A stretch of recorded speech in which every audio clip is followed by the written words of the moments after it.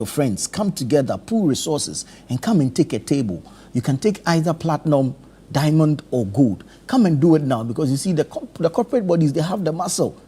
So they are buying 5, 4, 3, 4, 5 tables. So if you don't come now, you're going to miss out. And me, I'll be hurt that you don't get to party with us. We want to see you. We want to celebrate with you. You've worked so hard this year. It's time to let loose. Charlie, let loose. Breathe, bro. Breathe. And let's have some fun on 24th night. So please call us now. Either you're calling for your platinum table, 15,000. You're calling for your diamond table, 12,000. Or you're calling for your gold table, 9,000. All right? So you need to call now. Please call now so that we can jam together. Party after party. Oh yeah, party after. That night nobody will be wearing suits there. This time I'll throw it away. We all will jam, we'll celebrate together. You see all the people, the on-air people here, Charlie. You see them dancing, you understand? And that kind of fun is not like it's segregated. We are not waiting for gospel, we are not waiting for old school, we are not waiting for soloku, we are not waiting for agbaja. Everything some. And all of us will be in the mix, like a Pietus. All right, so call us 0205 973 973, 0205 973 973, or 0558 973 973, and let's party the night away on the 24th of December at the Good Park near Accra Mall, 8 p.m. sharp, and the attire is all white, all white. Come dressed like an angel, all right? All white, and let's have an angelic party. All right, so the Situation All White Party is brought to you by Channel One TV and 97.3 City FM, and it's proudly sponsored by EcoBank. Big shouts to EcoBank. Thank you guys so much. You're amazing. And then we have Bethel Logistics. Bethelog, Charlie, you guys, you've been there. You've been there, and we appreciate you so much. Bethel Logistics. Then we have the wonderful, wonderful, wonderful culinary people, Hallmark Cafe. Hallmark Cafe. Charlie, you'll be chewing some things you haven't chewed in a very long time, and you'll be surprised it's made right here by Hallmark Cafe. So yeah, thank you to EcoBank, thank you to Bethel Logistics, thank you to Hallmark Cafe, and of course we're being supported by Oswald Investments Limited. Big shouts to the big people at Oswald Investment Limited. You are big people, and we appreciate you so much. So that's the need to know about the Situation All White Party. If you want to know more, then you have to show up on the night. There, no, you hear, you don't need to be told that. Yes, sir. Let's see you on the 24th night, all right? Let's celebrate together as the Situation All White Party 2025, and it's happening at the Good Park near Accra Mall from 8 p.m. to whatever time you want to bow out, okay? Now, while at it, even at the party, you can still have access to the news. And this is how you can do it. So while you are jamming, you're on the Google Play Store, you are downloading the Channel One News app, you are installing the Channel One News app on your phone, and you are accessing the news on the Channel One News app. Quite simple, right? No struggles here, because the interface is quite user-friendly. You don't have any challenges at all. All you need is your reliable data to be able to download the Channel One News app from the Google Play Store, and you're good to go. Okay, my people, let's jump into the newspapers now. Let me bring you the front page of the Ghanaian Times newspaper, which says 41 illegal forex traders busted in joint police and BOG crackdown. 41 illegal forex traders busted in joint police and BOG crackdown. Then you have VIP unveils KGL Eve Medical Center at KNUST to transform mental health care. VIP, that's the Vice President, Her Excellency Professor Jane Nana Opoku Ajiman, unveils KGL Eve Medical Center at KNUST to transform mental health care. Experts meet in Accra to deliberate on building resilient healthcare systems in Africa. Experts meet in Accra to deliberate on building resilient healthcare systems in Accra. Ghana must iconize Bagbin. That's the former Kumewu MP speaking. He says Ghana must iconize Alban Kingsford Sumana Bagben, the Speaker of Parliament. Now, if you go on the back page of the Ghanaian Times, there's a story from the Ghana Immigration Service that says 54 GIS officers sensitized to GBV, that's gender-based violence, and SEAH, that's sexual exploitation, abuse, and harassment. 54 GIS officers sensitized to GBV, gender-based violence, and SEAH, sexual exploitation, abuse, and harassment. Then you have Road Maintenance Trust Fund Board, charged to help fix country's roads. Yesterday, the Minister in charge of Roads and Highways, Kwame Govins-Agbodza, inaugurated the board, and the charge to the board is to help fix roads in the country, as captured in the Ghanaian Times newspaper. Right, so let me take you to the Daily Graphic. Daily Graphic says, Pandai seat creates chaos in Parliament. Pandai seat creates chaos in Parliament. Ghana loses $3 billion annually to corruption. That's according to the Commissioner of SHRAJ. Ghana loses $3 billion annually to corruption. Dr. Omane Boama's funeral Saturday and Sunday. Dr. Omane Boama's funeral Saturday and Sunday. So that's on the front page of the Daily Graphic. When you go on to the back page, GIS assures safe, seamless Christmas travel. GIS, that's the Ghana Immigration Service, assures safe, seamless Christmas travel. And then you have reverse tariff increase, audits ECG and GWL, FABAG to government. That's the Food and Beverages Association of Ghana, FABAG, calling on governments to reverse the tariff increase and audits the ECG as well as the Ghana Water Limited. So that's the Daily Graphic newspaper. Let's jump to the Herald. What's the Herald saying this morning? Attempts to cover up $12 million Ejapa royalties rot exposed. Attempts to cover up $12 million Ejapa royalties rot exposed. Guys, so when you hear some of these figures, do you get scared? Or is it me, my poverty mentality, that scares me? Hey. Today, 41 million cedis. Tomorrow, 600 million cedis. $12 million. Don't you guys get scared? Charlie, there's money in this country. There is serious money in this country, Ghana. Attempts to cover up $12 million Ejapa royalties rot exposed. Apostles of rule of law want Pandai irregularities whitewashed. Apostles of rule of law want Pandai irregularities whitewashed. 8 billion cedis road maintenance trust fund under audit. You see another one. 8 billion cedis road maintenance trust fund under audit. Money day Ghana. NDC executives youth unite in protest against Nanton DCE amid fertilizer diversion claim. NDC executives and youth unite in protest against Nanton DCE amid fertilizer diversion claim. GEA denies staff sackings, clarifies memo misinterpretation. GEA denies staff sackings, that's the Ghana Enterprises Agency, denies staff sackings and clarifies memo misinterpretation. So that's on the front page of the Herald newspaper. Let's go to the Daily Guide. What's the Daily Guide saying?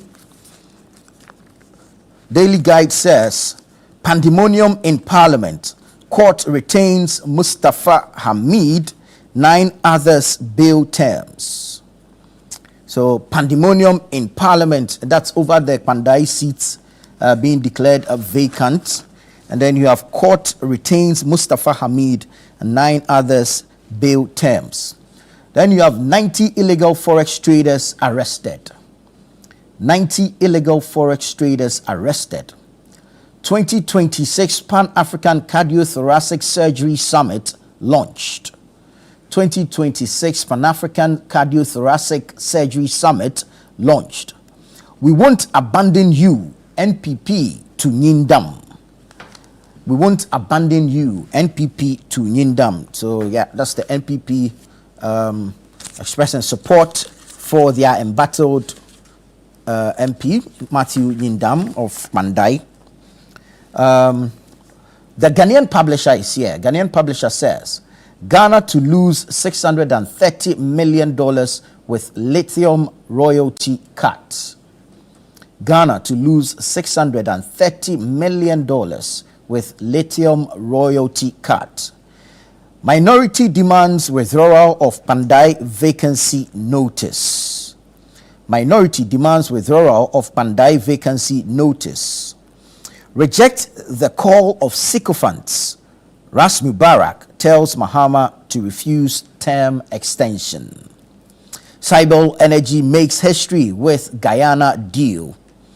And then you have positive economic outlook to drive growth. That's the MD of Fidelity Bank, the managing director of Fidelity Bank speaking there. Now, the new publisher, so from the Ghanaian publisher, we're going to the new publisher. The new publisher says, Parliament in complete disorder, minority protest Pandai vacancy. Parliament in complete disorder, minority protest Pandai vacancy. Then you have tourists who alleged kidnap snubs police investigators. Tourists who alleged kidnap snubs police investigators. ECOWAS declares state of emergency in West Africa. ECOWAS declares state of emergency in West Africa. So that's the new publisher. Now let's go to the News Center. News Center says Ghana to lose up to $630 million if NDC government slashes lithium royalty from 10% to 5%. Ghana to lose up to $630 million if NDC government slashes lithium royalty from 10% to 5%. Unpaid ex-Heath Goldfields workers to picket at Lands Ministry today. Unpaid ex-Heath Goldfields workers to picket at Lands Ministry today. How a senior housemaster sexually abused me at SHS. Okay, grab a copy of the News Center newspaper and you get the details. Emerging tech demands new thinking from graduates. Then you have Republic Bank and State Housing Company Alliance promises flexible home financing. Cybele Energy clinches landmark Guyana oil block. So that's the News Center newspaper. Let me take you to the Inquisitor. Fighting corruption fighters, bandits after OSP as sponsored attacks get dirty. Fighting corruption fighters, bandits after OSP as sponsored attacks get dirty. Mahama to receive Boku mediation report tomorrow. And then there's an explainer on why Cocoa Board boss was not at Farmers' Day. Choose unity over division. Choose unity over division. Napo to Bono NPP executives. Bagman calls for unity and integrity in Ghana's parliament. So that's the Inquisitor. Let's jump to the Informer. The Informer says, reviewed. Powerful corrupt gang behind attacks on Kisi Ejabeng. Reviewed. Powerful corrupt gang behind attacks on Kisi Ejabeng. Organized labor fights PURC over tariff hikes. Describes action as disrespectful. Withdraw letter declaring Pandai seat vacant. Minority to parliament. Let's support OSP to mature. Ace Ankoma urges. NPP standard bearer race. Napo calls for clean campaign.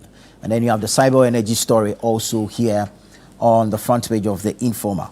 Now I'm going to go online and bring you some stories from our various web portals. I'm going to start off from channel1newsonline.com. What are we leading with this morning? Channel1newsonline.com. Ejabeng Jean Mensah removal plot allegations baseless. That's according to Minister in charge of Government Communications, Felix Kwakye Ofosu. He says Ejabeng and Jean Mensah removal plot allegations baseless. Again, he's here and he says big push road projects on track. Big push road projects on track. Minority will maintain resistance until Pandai vacancy letter is withdrawn. That's Vincent Eko Asafua, Member of Parliament for Old Tafo. Minority will maintain resistance until Pandai vacancy letter is withdrawn. Ghanaians punished MPP for poor governance. That's Kwachi Ofosu. So he actually sat with Umaru Sanda Amadu on the face-to-face program here on Channel 1 television last night.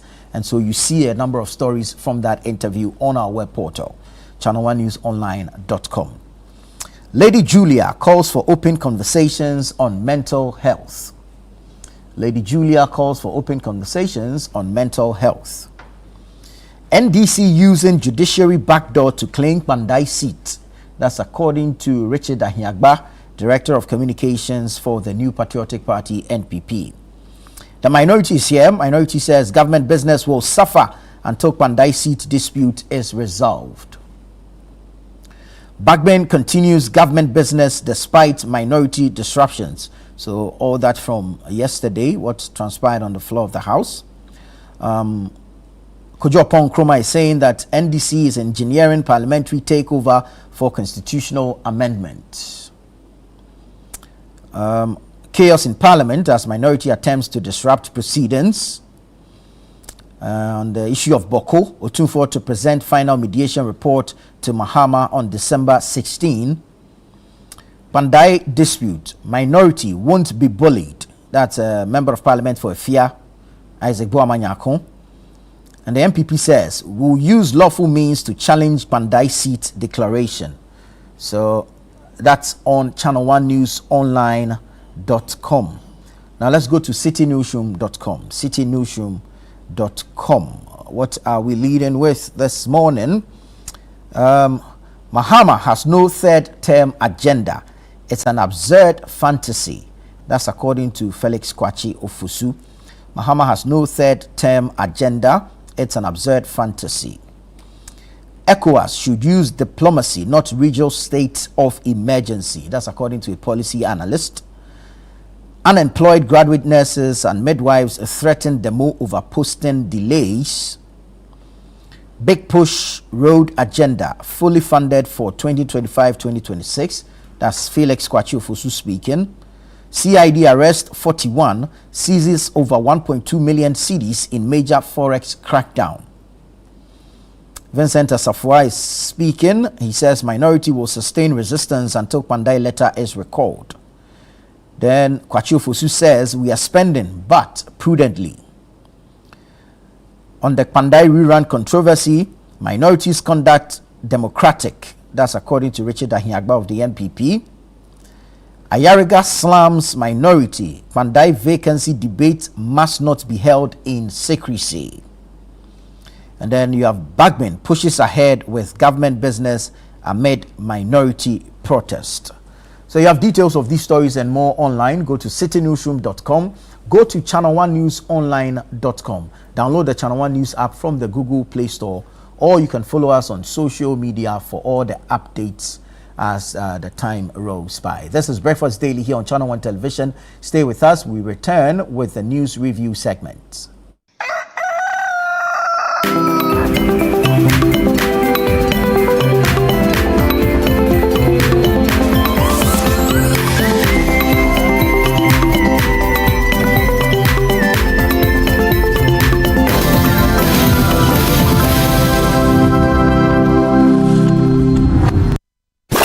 This Christmas Eve, skip the ordinary and step into the extraordinary. Welcome to the Situation All-White Party 2025, where the music never stops, the energy never drops, and the fun never ends. Celebrating grand style with great music, irresistible food, and an atmosphere that screams good vibes only. Date 24th December 2025. Venue Good Park near the Accra Mall. Time 8 p.m. till late. Dress code, it's an all-white affair. Get ready for electrifying live performances from Kofi Kinata,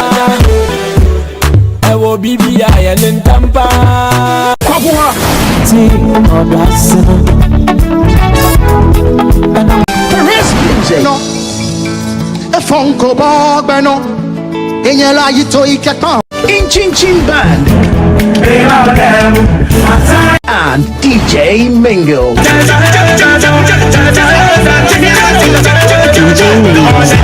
Your best all-white fit. Bring your dancing shoes and let's light up the night together. Book your tables now. Call 0205-973-973 or 0558-973-973. It's Christmas Eve. Don't miss it. The Situation All-White Party 2025 is powered by Channel 1 TV and 97.3 City FM, and it's proudly sponsored by EcoBank, Bethel Logistics, and Hallmark Cafe, and supported by Oswald Investments Limited.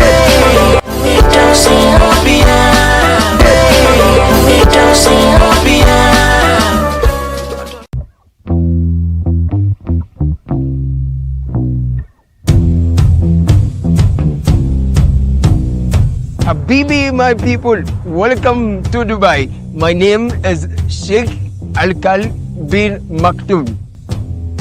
Okay, so I am Caleb, right? Caleb Kuda is my name, and this is Beyond Borders on Channel 1 Television. We are in Dubai.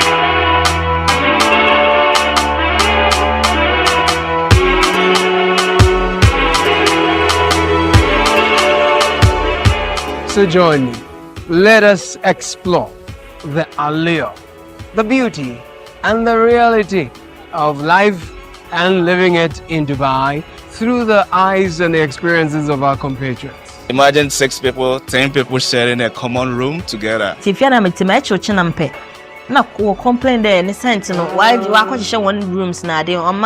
It doesn't smell pleasant. Or haunting no complaints now, baby, until they fear a new tomb. Dubai is one of the most organized, highly resourced, and well-endowed countries you would find. You've been here for 7 months. Yes. Without a job. Yeah. How is it like? So hard. Tell me about it. Struggling, renting and feeding is so hard. Every frame per second of their lives in Dubai tells a story, and we've got it all captured right here on Beyond Borders, only on Channel 1 Television. So don't get told, don't miss out. Catch these compelling stories of Ghanaians in Dubai only on Beyond Borders on Channel 1 TV. Beyond Borders airs every Wednesday at 6:30 p.m. only on Channel 1 TV and is brought to you by Copen Hospitality. The Heritage Christian University presents the 10th anniversary public dialogue themed Upholding Our Heritage Won For Us, Red, Gold, Green. The panelists are Kenneth Ashibe, CEO, Chamber of Mines. Her Ladyship, Justice Sophia Kufu, former Chief Justice of the Republic of Ghana. Ambassador Isaac Osei, Ghana's former High Commissioner to UK and Ambassador to Ireland. The moderator is Bernard Koku Able. The venue is the Boatin Auditorium of the Heritage Christian University behind the Olympic Stadium, Amasama. The date is the 10th of December 2025 from 3 p.m. to 5 p.m. The 10th anniversary public dialogue of the Heritage Christian University will be live on Channel 1 TV.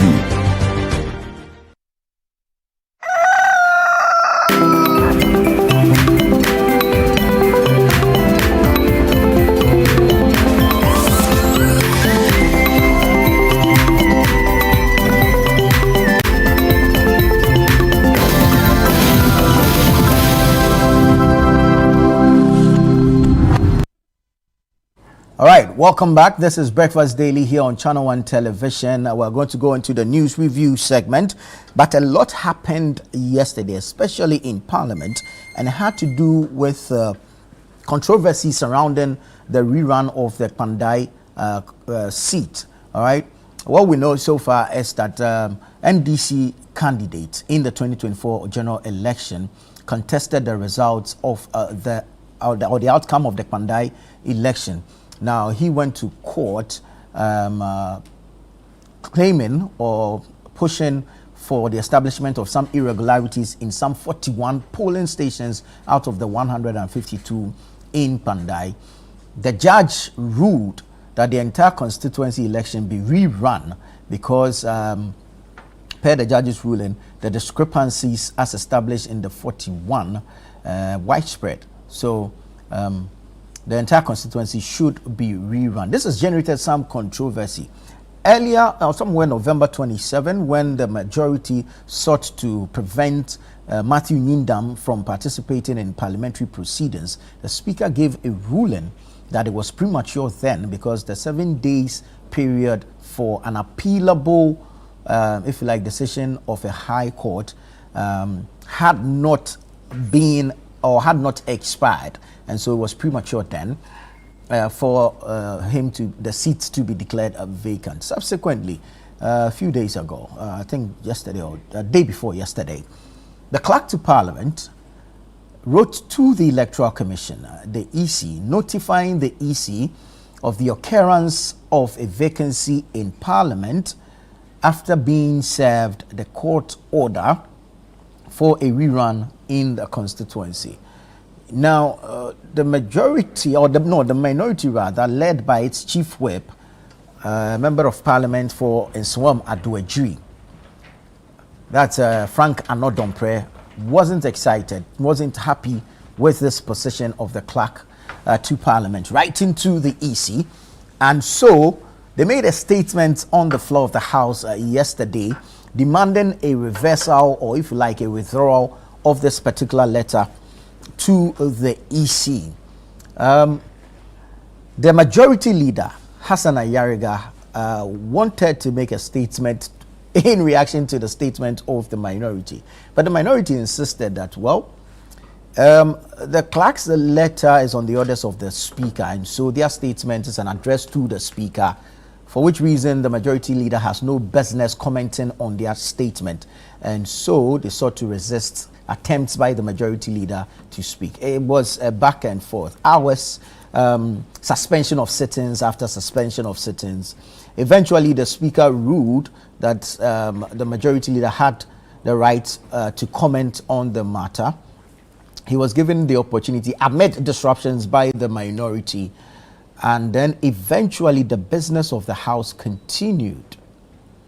Various budget estimates for various ministries were approved by the majority side only because the minority was busy with the disruption. So this is what the story is so far. We're going to go into the conversations, and I'm going to say good morning to Dennis Miracles Abuaje, aide to Dr. Mahamudu Bawumia, who's been kind enough to join us this morning. Dennis, welcome. Thank you, Hannah. Good morning. Good morning. How are you doing? We're good. Right. We have some 52 days to go for our election, so it's been crisscrossing and moving up and down, but we're fine. Talk about crisscrossing. Yesterday, the minority side in Parliament wanted to cross onto the majority side to stop them from carrying out the business of the House. Their call is that they will not cooperate until this controversy surrounding the declaration of the Kwandai seat vacant is resolved. Is this the strategy? Is this the way to go? Are we going to be seeing more and more disruptions?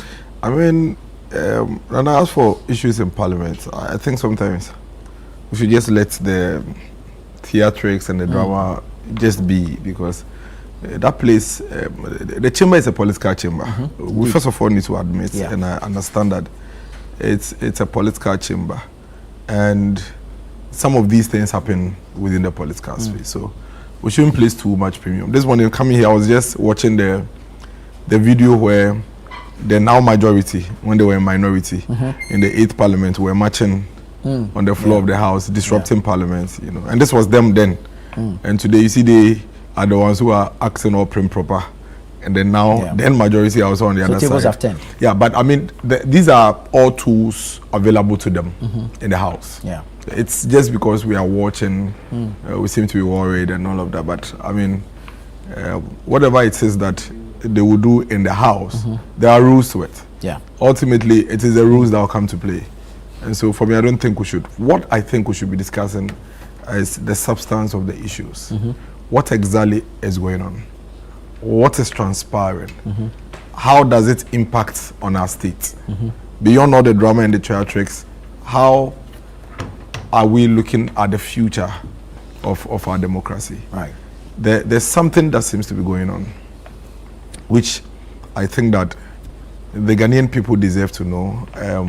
Their attention needs to be drawn to it so they can pay attention to these things. So first of all, you have a government that comes to place.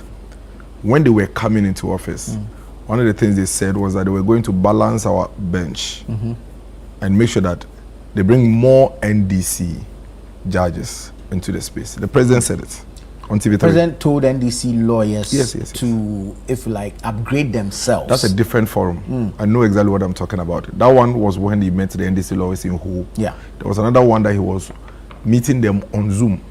It was shown on TV3, where he said at the moment the bench is imbalanced. And so we need to bring more NDC judges to balance the bench. I have that video. He said it. Then he told them at the whole forum where you are referring to also that he cannot do anything with the judiciary with the same Chief Justice, which was Chief Justice Gertrude Torkornoo. So there was a strategy to remove the Chief Justice from the get-go. There was a strategy to flood our judiciary with so-called NDC judges to balance the bench, in the words of the president, the president's own words. Then there was this strategy to remove the electoral commissioner, no matter what it is that you believe she has done or not. Let's just remove him. We don't want her.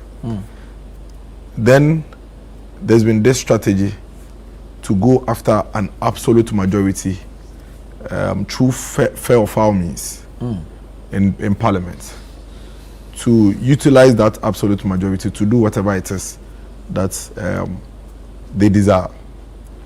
Now, if you are sitting home and you are watching us, for a moment, you may, especially if you are a sympathizer to the NDC, for a moment you may laugh, you may be excited and jubilate. But when you are calm and you have a cool head and you are reflecting on the issues, go back to look at the sort of governance structure we want to run and ask yourself, what precedents are we setting? Because you see, every ruling you give in the chamber as speaker, every ruling you give in the courts as a judge, you have basically set a new law, and that will be applied another time. I have refused to brood over what it is that the NDC is doing. You know, from day one, I told you here that they can do whatever they want to do to the Chief Justice. They have the mandate of the state. And if they want to abuse it in that manner, to blatantly push out the independent arm of the state, which is the judiciary, and we all sit on and watch them, who am I to complain? They should go ahead and do it. Now it has become law. Now we know that when there's a change in government and you don't like the Chief Justice, simply get your party people to raise a petition that can even include or be on the basis of incompetence, which is very relative, and we can kick out the Chief Justice. So let's live with that. Now we have heard that they've started the charade of raising petitions against the Electoral Commission. No problem. I mean, which government has actually, in fact, apart from Rawlings, I don't know which government has actually, maybe in Rawlings and Kufuor, the past 4 elections, all of us have come on the back of ECs that were appointed by the previous government. Yeah. So for me, I'm not really, when the will of the people is at play, there is nothing you can do. The NDC can even bring Madam Lordina Mahama as Electoral Commission. It won't make any difference when the people want them out of office. So again, let's all pretend like we're doing. Let's watch on and let's allow them to run over our democracy. You know, because the guys, they've been carried away. I'm telling you, the NDC, they've gotten completely carried away. If you like, you pay attention. Yes, I'm telling you, for real. See, if you're not carried away, when you are taking decisions, you would always look at yourself on the other side. I mean, think about it. Barely 11 months ago, you were on the other side. Today you are here. You should be intelligent enough to know that whatever action I am taking, I will live with it. And I can tell you, whatever sword they've drawn, they would face it. Maybe not today, maybe not tomorrow, maybe not soon, but surely sooner than later. Surely sooner than later. And so sometimes when people are filled with adrenaline, they get carried away, they miss the point.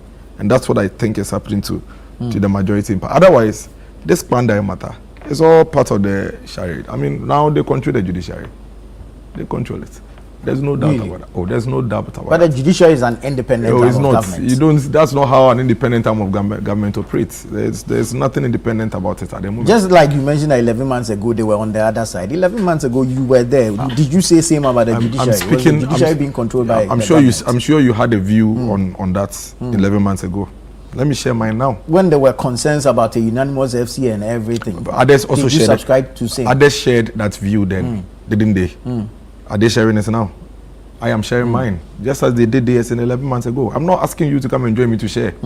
So your viewpoint has changed. It hasn't changed. My viewpoint has not changed. My viewpoint on the prevailing matter is what I am discussing. Do you have any comment on me from the past? What was your viewpoint? I didn't then? have. You didn't have one, No. but now you do. Yes. Yes. Is there anything wrong with it? Those who shared views 11 months ago, they don't have a view today. Am I fighting them? Did you hear me fight them? Are they all not quiet? Are they not quiet? So the same way they reserve the right to be quiet now, I'm sure others also reserve the right to be quiet. No problem at all. I am only saying that the orchestra is being played. Eventually, we would all have our favorite tune at some point, and we would dance to it. I am a very patient man. All of us in this country have seen it. We've seen these things move up and down, and I'm sure eventually, But what for me is important is that if somebody comes to court and tells you that I have 45 or 40 polling stations that I believe there are issues with it, so the court should look at them for me. Okay? Yeah. And the court says that, oh, I've looked at the 45, but even though it's 45 that you brought, I've even given you more. I've cancelled every election. That is what Kwanda is about. That is what Kwanda is about. That is what Kwanda is about. Kwanda is about an election where the will of the people are basically being gathered together and being thrown in the bin. The people went to the poll and voted. Out of the votes, one candidate says that I have concerns about some particular polling station. That's what he brought to court. Yeah. Why are the other polling stations that this person didn't bring to court? Why have all of them been brought into the The judge conversation? explains that the scale and nature of the irregularities makes it difficult to isolate. So the judge is determining from where he sits. Based on the evidence The presented. person before who him. brought the case brought you isolated polling stations. The person who brought you Yes. the case. The person who brought you evidence. Brought you evidence of specific. But you were saying that even though I've seen evidence of specific and I haven't seen evidence of the others, I still think that everything should be nullified. But let's keep it. Let's keep it. Honestly speaking, me, I want them to be kept. See, now let me tell you something. This country, all of us have been long enough to know how these things work. Let's keep it. The reason why for me, I keep indicating my point and taking screenshots and writing them is that, listen, it may be 30 years. If you like, make it 50 years, we'll be alive by the grace of God. When it's being played back, I'll be here with you. And nobody should advise anybody. The problem is that it throws our democracy into chaos. But just as you are here looking on and not stating your opinion, Anna, whether 4 years, 10 years, 30 years, don't state your opinion. Moderate it just like that. It is not in 20 that I say, we beg you, they wait. No, let's live with it. Because we are watching on for this. Then it's the same way you didn't state an opinion some years back. You shouldn't be stating your opinion today. So that's why I'm not fighting you. So I'm with you. I'm with you. No, you can't. I will state my opinion. Now you are quiet. It's my turn to state my opinion. There's nothing wrong with it. I am only saying that let's live with it. But should this continue? Should this be the way to Yes. go? Let us continue. Why? how do we go If as you a don't want people? it, How do we develop? If you don't want it to continue, why are you not speaking? Why are you not speaking? How do up? we develop? That is the point I'm making. That is the point I'm making. Because when you say yesterday happened and you didn't state your opinion, I will ask you a simple question. When in our democracy, did you ever see a ruling like that of Kwandai? There's never been one. This is the first one. Never been one. No two cases are the same. There has never been the kind of rogue ruling that we have seen in the Kwandai ruling. It's complete a rogue ruling. Both what the speaker is doing in parliament and what the judge did in the court. They are rogue. The judge says the court had no way of knowing the extent of irregularities in the remaining 111. How do you judge on what you don't know? How do you judge on something you don't know? Isn't evidence the name of the game in court? So the judge himself is incriminating or indicting himself. How do you, a judge, say that because he does not have a way of knowing what happened, I have cancelled something? Isn't evidence the name of the game? Yes, but So there is blood oozing. You don't assume in court. Exactly. You rule on what evidence has been adduced in court. You don't assume in court. Now you have assumed to make a judgment. You have assumed that there were irregularities. That is what the judge has done. If the I have judge no way has- of knowing, then let's go and do the whole thing. No, And let's correct that's not how everything. law is. If I have no way of knowing, I deal with what has been presented to me in court. That's why I keep telling you people that I'm not a lawyer, but my senses work. I'm not stupid. If I have no way of knowing. So now you and I are in a room. Then you stepped out. Then blood is oozing out of your ears. Then you run to court. A judge says that the two of you are the ones in the room, and another says you are the one who slapped him for the blood to come. Well, I don't have any way of knowing whether you are the one who slapped him or not, and because of that, I think you slapped him because there's blood coming. It will be I up to think you Nana. oversimplify. No, that is what has happened. You must present evidence. If you fail to prove that I slapped you, the judge cannot assume that because he has no way of knowing whether I slapped you or not, I should walk. Because what could happen is that the judge could also rule that, oh, because I have no way of knowing whether he slapped you or not, he didn't slap you. But actually, I may have slapped you. It's all on the face of the evidence. So if you were a judge and you say that because I have no way of knowing whether there was irregularity in other areas or not, because of that, I've nullified anything. It's a rogue judgment. Because you don't go to court. Imagine in 2013, when another Danko Akufo-Addo went to court, and the judges ruled like this. Because you know in the judgment in 2013, there was actually admission, evidence by the judges that there were certain areas that there were challenges. You remember? Yeah. So the judges said that because we saw these evidence in other police stations, and we don't know whether it's happening in other places or not, we have nullified anything. Does it make sense? Does it make sense?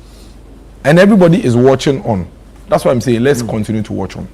Let those who are speaking now speak. If you don't want to speak, it's not by force. When it's another time and you want to speak, you can speak, but nobody will listen to you, just as these people are also not listening to anybody. Okay, that's on the judge's side. But what is the challenge with the speaker or the clerk to parliament? An order has been served on him. He was he was actually a fourth respondent in that petition. So he must act on the order. It's an executable order. I don't comment on the speaker's actions or inactions because the speaker is a politician. He's a pure NDC man. Sitting there. So for me, I don't think you've ever heard me make comments about Speaker Bagwin. He's a politician. He's an NDC man. So you should be rest assured. He will never take a fair decision. Never. But he's not acted against the law. Oh, you see, when you talk about the law and acting against the law, there is law, there is common sense. That's why when you go to the court, it's not just law they use. If it was just law, all of us would be in jail. Yeah, me, I've not committed any. No, you don't have to commit a crime for you to be caught. You don't have to commit a crime for you to be caught. For you to be caught in the law. You don't have to be caught. Commit a crime. It is the law that you use to determine whether you have committed a crime or not, and it can be manipulated in so many ways. I don't want to comment on the speaker. He's a politician.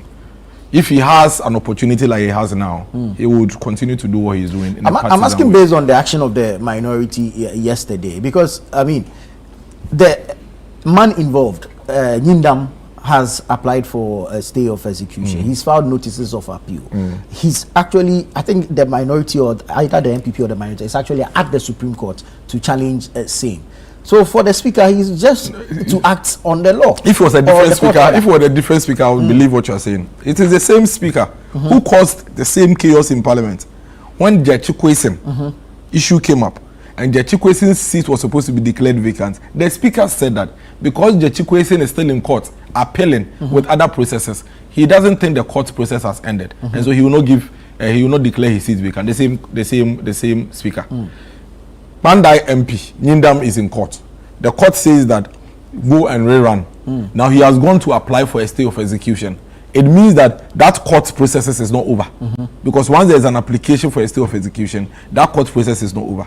The same speaker who said previously, about Judge Chikwueze is now saying that I've declared yours vacant. He's a politician, so there's nothing that I will say that will make a difference. That's why I don't want to bother myself. It's a waste of our energy. But don't we learn from past? He's not. No, he's doing politics. He was doing politics in the past, and he's still doing politics now. In the past, when it was NDC and it benefited him, he gave a different ruling. Now it's NDC and it benefits him, he's giving a different ruling. It's just politics. There's nothing for me. You see, when it comes to politics, I don't want to bother myself and waste my energy. He's not fair. He's not just. He's not independent-minded. He's a pure NDC partisan Speaker of Parliament. What else do you expect from him? But this case, there's a court order actually ordering for a rerun in 30 days. There was a court order in the Judge Chikwueze case, but Judge Chikwueze went further processes. This court order is not at the moment conclusive because the person has applied for a stay of execution. Let me ask you this: you've declared the seat vacant. Okay, so by the time you realize his court processes have been successful and his, what do you do within the period that you've declared his seat vacant? But he has only acted on the court order. Yeah, so that's why I'm saying that I don't want to bother myself with that. Let's move on. Let it continue. So I tried to summarize this whole conversation so that we move into other. That's what I'm saying. Yeah, there is, but you see, so let's move on. We need to balance the whole. No, there's no, but there will never be any balance so long as the actors involved are doing politics, from the executive, the presidency, through the judiciary that they are controlling now, to the parliament. It's a game they are playing. Why should we bother about it? It's just a matter of time. Let's give ourselves time. Listen, we lived through the Rawlings era. This is nothing new. The Ghanaian people survived during the Rawlings era. Why? Haven't we had a parliament where there was almost a rubber stamp?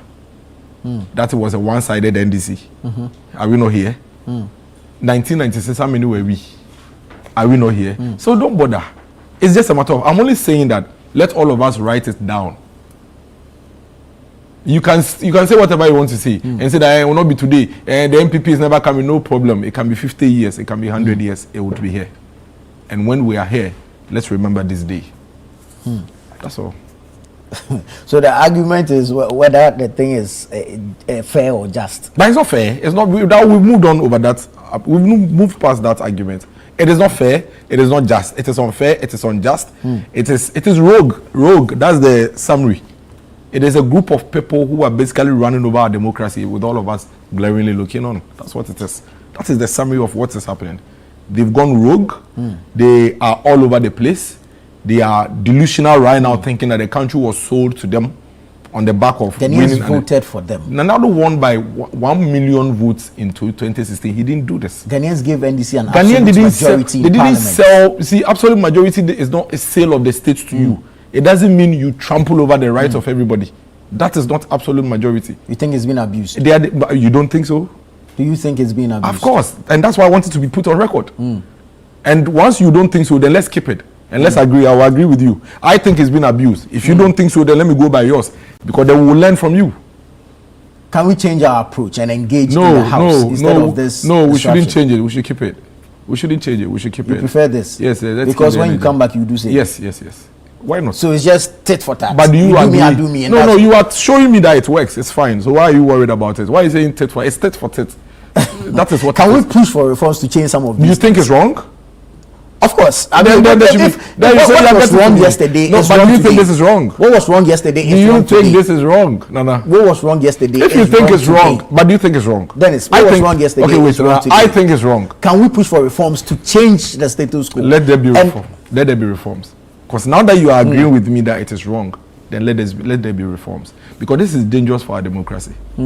If you have a state where the executive can decide who becomes chief justice at their whims and caprices, that is not democracy. Petitions were sent to the by NDC, all the people by NDC and NDC lawyers, by NDC and NDC lawyers. That's what I'm saying. You can always find a way to make it look good. By NDC and NDC lawyers, all the petitioners and their lawyers were all NDC lawyers and NDC agents and assigns. So you think procedure is being used to perpetuate injustice? It was a campaign message. If you make a campaign call and you come to office and your assigns write a petition, what are you talking about? It is there. That thing is glaring. We see, you can live in your delusion, but the facts are there. All of us are seeing it. I will not be part of the people who will be fooled. And I'm sure there are millions of Ghanaians who will not be part of that group of people who will be fooled or pretend. We have accepted our fate that this is what the executive has done. Trampling over our democracy, dismantling our judiciary, basically owning our judiciary and petting it and babysitting it. That is what has happened under this current government. You can't say otherwise. There's nothing else you can say to deceive anybody. Let's live with it. And the end game is what? The end game is that we have allowed, as a people, a government to come and destroy what we've been trying to build for since 1992, and that becomes the law. You are worried about it, aren't you? There are millions of Ghanaians who are worried about it, and this government and its agents, they will live to face and dance to this tune. It's just a matter of time. Like I keep saying, we should all just understand the principle of time. It's just a matter of time. Everybody in that chamber, everybody in the executive, perpetrating this wickedness on the state under the guise of law, clearly running over our democracy, destroying our governance, something our forefathers have burnt their blood for over the period, destroying it under the guise of law and procedure. They will pay for it. Maybe not today. My challenge with your submission is that, so what, should they have disregarded the law? What is the law? The law says if the law says that when you go into an election and I have a concern, I don't come with the wholesale concern. I bring evidence. You understand? That is the law. That is what the Supreme Court. But your evidence suggests the wholesale concern. No. But the wholesale concern, they didn't have any evidence. So me, my police station that I voted at Methodist Primary, there is no issue with it. But I say I should go and queue and vote again. That is what the Supreme Court has spoken against. That is the law. What the Pandai judge did is not the law. We have read the law from the Supreme Court. The Supreme Court basically said that present evidence line by line, case by case. You don't go into an election petition with I think everybody stole. You don't do that. The ballot in that particular box is what we discuss. You yourself is telling me that the judge is saying that based on what he saw from the 44 polling station, he thinks that. He says he has no way of knowing. Why are you looking at something that is not before you? Were those polling stations before him? No. That is not the law. That is rogue. That is rogue. That is not the law. Listen, today we are in this country. Nana, you are accused of something that you haven't been judged on yet. Then you are taken to court. Then you are given a bail condition of 800 million. 800 million Ghana cedis. Even banks are struggling to raise even 50 million, 70 million, 80 million as part of their capital requirement. But you, one human being who is accused of something that you have not been found guilty or not, is being given a bail condition of 800 million. What is the law under bail condition? The only reason why there is a bail condition is so that when investigated or the investigators or the court are looking for you, you show up. But what are we doing? We're using the law that requires a bail condition to now punish people. Somebody has been in police, in NIB cells for over 2 months. Why? Because he is unable to raise a bail condition of about 600 million Ghana cedis. You think it's the law? Set by a court. You think it's the law? You think it's the law? The magnitude of the crime involved. Has it been found to have committed a crime? What if tomorrow I accuse you of committing a crime of 100 million, whether it's true or not? There's a new government. I accuse you, whether it's true or not. In fact, you may not even be remotely connected to it, but I've accused you. Then I take you to the NIB. Then I give you a bail condition of 700 million. Then I tell the court that the allegation I've put on her is 100 million. So give him a condition of 100 million. Then 6 months later, there's a ruling that you didn't commit any crime. How do we recover the damage you've done to you? Think about it. You can go back to the no, it's stupidity. That is why the law didn't say that bail conditions is a prerequisite for any. Bail condition is simply to say that I may not be able to find you. That is why the law made it that way. That is why in the past, until now, until this government, people who are accused of such were given self-cognizance bails. Go and ask Opuni and all those people. What of Woyome? I don't know about Woyome. I'm telling you about what I know. Go and ask them. You understand? Self-cognizance bail. But come on, you think 800 million is reasonable? Of an allegation? What if I'm proven innocent? What if eventually you are proven guilty? Then now we are running on. I know if I'm proven guilty, then I'm there at the court. Remember, you see, the bail condition is not for me to be proven guilty or innocent. The bail condition is to ensure that I show your up. Availability. Yes. Yeah. So if I'm proven guilty, I'm there. I'm in the court. Then the court sentencing would hit me at that point. But why are you punishing me now when you don't know whether I'm guilty or not? So eventually, these people who are in jail for 1 month, 2 months because they can't find sister, who they can never find. When eventually you finish with their case and they are not guilty, what do? You think it's fair? You may never know when this will fall at your doorstep. Think about it. Forget MPP and NDC. Just think about it. Nana, there is a change in government and everybody is slapped with an allegation of 200 million, whether it's remotely connected or not. That's all you need now. Then I go and throw you into Yoko cells. Then when I throw you into Yoko cells, I say that, well, I've accused you of 200 million. So I'm giving you a bail condition of 200 million. Sometimes they even say that bring landed properties that are in Accra. So if you have it in your hometown, it doesn't matter. In Accra, you don't have it, then you are in jail.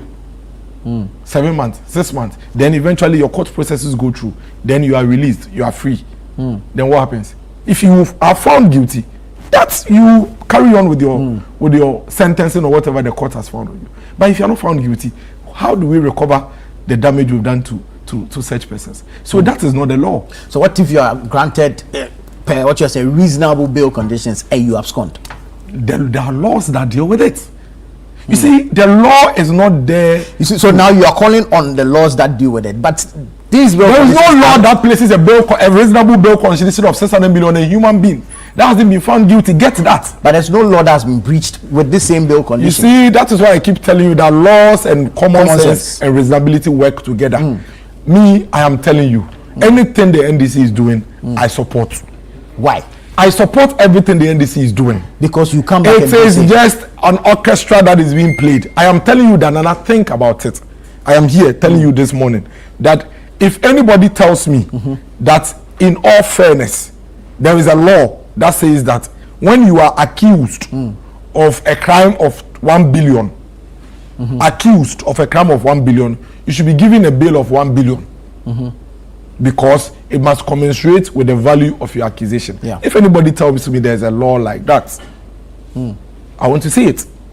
Because common sense tells me that no law will be framed in that manner. That is why the same law says that the bail is not to just let you come and bring whatever you are accused of. The bail is just to ensure that you show up when you are needed until your court proceedings are over. But you keep somebody and the bail is also to ensure that when you don't show up when you are needed, at least there's something to offset the quantum of the crime you are accused of. You see, we are all living in a governance system that says that we are innocent until proven guilty. True. So if you have found yourself in the space of assumptions, you don't use the one that punishes people. And I'm telling you, there has see what is going on. If you are NDC or MPP and you are excited and laughing over it, no problem. Me, I support the NDC. I don't know what else you want me to say. I say I support the NDC. Because you want to come and do something? No, because we are learning. See, Hamza is here. Imagine MPP is in office. Then the first 1 week, everybody is doing it. You saw what they did in the first 2 weeks. Everybody is all over the place, ransacking people's homes. Then we accuse Hamza of, an allegation of 400 million. Since you mentioned him, let's say good morning and welcome. Good morning, Hamza. Welcome. Thank you for joining us. We accuse him of 400 million, allegation. It may never be true because now we have learned that it doesn't have to be true. Now we have learned that we just have to ransack your home. How did you learn that? None of the cases has expired. We just have to buy which of the cases are actually in court properly with charges. We just have to ransack your home and put a case on you, come and show something to people that, we have evidence that Hamza has done something. Then we take Hamza to Yoko, NIB, wherever. Then we give Hamza 400 million bail. Where is Hamza sitting here? Ever going to find 400 million bail condition? For Christ's sake, the guy is accused of 800 million, 1 billion. But for Christ's sake, no human being should be having a bail condition of 800 million Ghana cedis in our republic. Nobody. Haba. See, we were in this country when the OSP accused Mustafa Hamid of embezzling 1.2 billion Ghana cedis.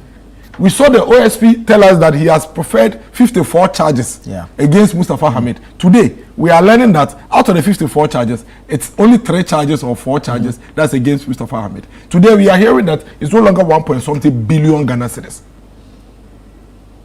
It is only the court that will determine exactly what it is based on the evidence. So don't punish your citizens ahead of these determinations. That is what we are saying. Nobody should be happy about this. We were in this country when Afenyo Market says Afenyo Market said it will be a curse for me to go and sit in the minorities. Today he's there. These things changes very, very quickly. Very, very, very quickly. Extremely quickly. And if we think that it is okay, and we are delusional thinking that we are here forever, me, to be very honest, I know I'll live very long. By the grace of God, I will live very, very, very long. And that is why I'm telling you today, I support the NDC 1 million times. Because we are writing and making notes. It may not even be 30 years from now. If they lie, they should even make it 50 years. My children, when I go home, I brief them.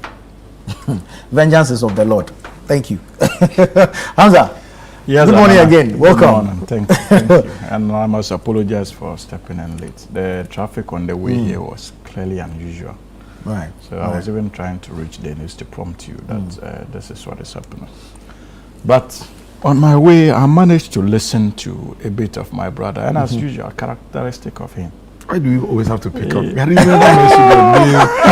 Why me? Make your point. What is your view? It is my view. You have to disagree. Why? I have to disagree with you. No, of course. What is your view? I'll state my view. Why are you? Don't worry. I'll let him speak. If I come and Please allow him. I won't come. Please allow him to Because he's just waiting for me and then Please allow him to speak. Why? You see the problem. Oh, don't do that. So I can understand the pain in the submissions of Dennis and the frustration and the open endorsement of the recklessness that more or less took place in Parliament as a result of the decision of the Clerk of Parliament to write officially to the Electoral Commission declaring the Pandai seat vacant. Unlike them, I think that it is important for us to put it in perspective. I remember quite clearly that after the Tamale High Court ruling, some leading members of the NDC in Parliament, the majority group, indeed actually called on the Speaker of Parliament to proceed to declare the seat vacant. Yeah, that was led by the majority chief whip. The Speaker resisted that invitation to do so and supported his decision in law. That was when he made references to CI 19 and the 7 days stay that automatically comes with execution judgments of that nature, and resisted the call by the NDC majority to declare the seat vacant. At the time the Speaker did so, my brother did not see an objective Speaker, a Speaker who had taken a position clearly against the party's position at the time in Parliament. That was principle. And so for you to sit here and assert that this is a Speaker that has always been partisan, it is unfair to the facts. And my brother likes doing that. And we are speaking to people who follow many of these events. And this is not the first time the Speaker has taken a position contrary to the wishes of the majority side of the House. Even not just in the life of this Parliament, the Parliament before. We are taking serious decisions even against the swearing in of Nana Addo Dankwa Akufo-Addo after his election as Speaker. He went against our position as a party and proceeded to preside over that ceremony. When they boycotted the swearing in of President Mahama, if you remember, especially after the 2012 election. So Speaker Bagbin at every step of the way has demonstrated fidelity to the laws of this country, not just to his partisan affiliations. None of the speakers you appointed in the last 8 years, in fact, I should say the last 4 years under Nana Addo, because you didn't succeed in the second term. Even Mike Okwei, did he demonstrate any iota of objectivity in relation to how he conducted affairs if you compare him to Speaker Bagbin? And so it is unfair and not supported by any facts to sit around this table and assert that the Speaker has always been partisan. That's not true. Again, you see, Nana, having said that, there's a distinction between what the law says and the responsibilities that you have under the law and that of the role of the Speaker. If you look at our Constitution, Article 1125, it is stated clearly that the responsibility of communicating vacancy to the Electoral Commission is that of the Clerk of Parliament, not the Speaker of Parliament. Stated black and white in our Constitution. He cited same in his letter to the EC. Absolutely. So how do you drag the Speaker into this matter? When in the first invitation, the Speaker resisted that invitation to declare. The 7-day window has now passed. The person mandated under the laws of Ghana to invoke or initiate such a process has done so, which is in tandem with our constitutional provisions. If you have a problem with that declaration by the clerk of parliament, what do you do? What do you do? After all, we all know that the last time this same speaker declared certain seat vacant, the minority leader proceeded to court to challenge that decision of the speaker. Not so. What has changed? We don't have our courts again. Are there no court systems in the country again? So what gave him that courage under Nana Addo to feel that the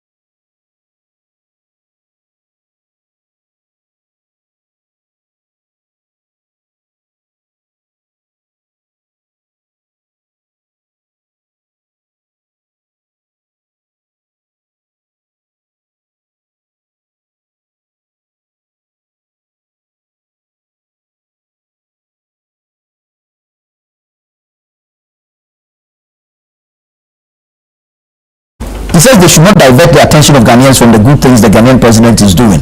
We in Nigeria are praising him. We want to see our president here. This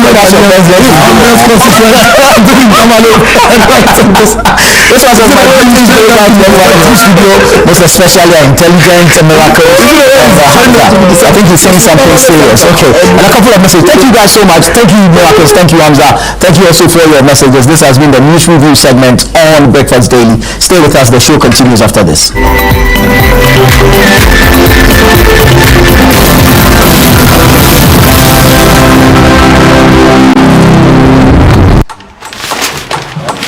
This is AFCON, my friend. Everything is a competition. Everything.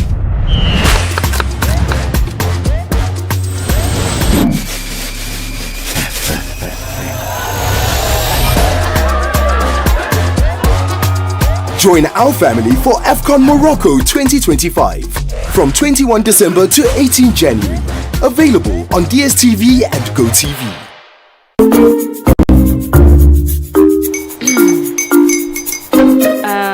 Kwame and his uncle are almost here. Wait a minute. This one too, your friend Kwame. Wait, Kwame?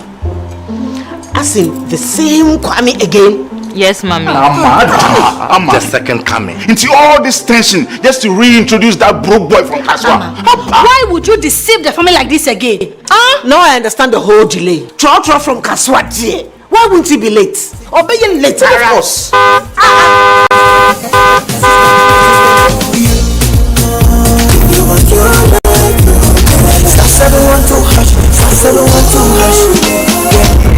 Coffee be the luckiest. Coffee from Georgia be luckiest. From not the block, she be luckiest. Yeah, you coffee be luckiest. No matter what you're luckiest. Everybody go be that luckiest. That's Kwame! Send your God the apple boom. If you put it toy, so would the coming of the son of man be.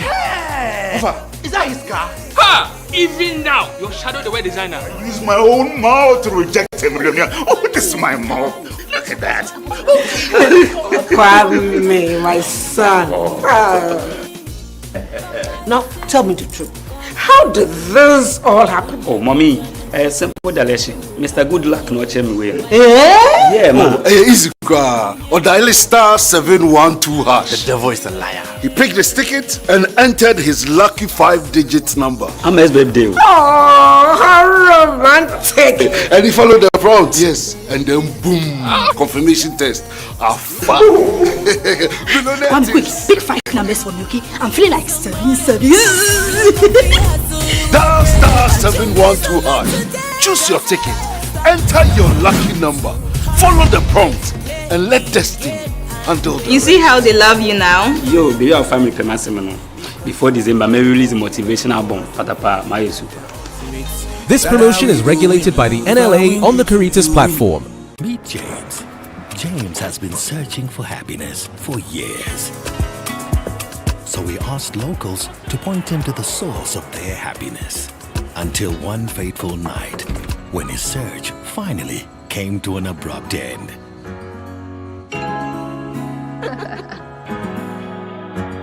Find your happy place with GoTV. Get GoTV to enjoy a wide range of shows for the whole family. GoTV. Love it. Christmas, my favorite time of the year. This festive season, Volta Serene Hotel invites you to experience the magic of Christmas and New Year like never before. From 20th of December to the 1st of January, step into a world of joy, music, laughter, and celebration. We begin on the 20th with a soulful carols night, filling the air with warmth and melody. Then, on 23rd and 24th of December, arrive in style as we welcome you with fresh coconut and local treats. Christmas Day brings pure delight, exciting moments for kids, relaxing escape for adults, and an elegant all-white dinner under the stars, crowned with a spectacular fireworks display. On Boxing Day, embrace culture and rhythm, from picnics and traditional dance to an unforgettable high life and old school night. As the week unfolds, enjoy movie night, live music, karaoke, and endless fun, until we welcome 2026 with a breathtaking fireworks show on New Year's Eve. Special Christmas packages starting from 4,050 for individuals, 5,250 for couples, and 8,900 Ghana cedis for a family of 4 for 2 nights. Call or WhatsApp 0541 539 867 or 0362 025 243 to book your experience today. Volta Serene Hotel. Feel the serene touch.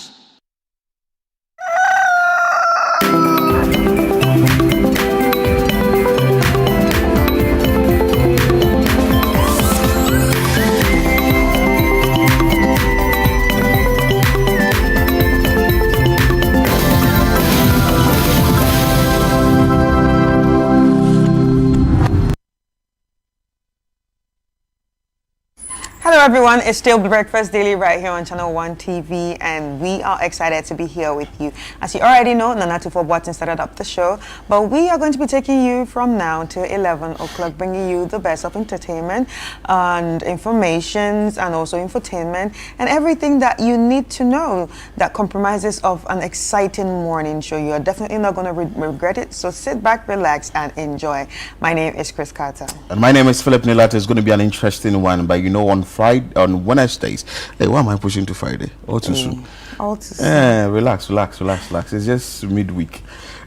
on Wednesdays, we bring you issues on sanitation and environment, and also things around us. You hope you know, and things that at least is going to get us to be in a better shape, and that has to do with sanitation. We would want to move straight into that. There is an issue at Boom, that is Boom Dam site, not the landfill site, because that one has been re-engineered.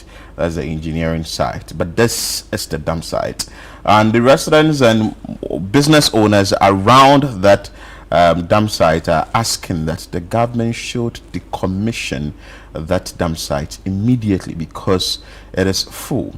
I happened to go to the place and I found this report. Let's bring you that report after. You'll definitely speak to the authorities that be on this issue. The Kpone Dam site becomes visible as soon as one approaches the Kpone Junction along the Tama-Aflao Highway. For years, heaps of refuse have piled up at the site, creating a looming environmental threat. Residents fear the mounds of waste could eventually collapse, similar to the garbage landslide recorded in Uganda in 2024, which claimed 21 lives. The situation has been further compounded by the establishment of numerous factories and businesses around the perimeter of the dam site. As commercial activity expands, the available land space for refuse disposal continues to shrink, forcing waste to be stacked higher and higher. Some business owners say the continuous burning of waste at the site poses a major health hazard. Thick smoke and toxic fumes, they claim, have become a daily occurrence, affecting productivity and exposing workers and residents to respiratory challenges.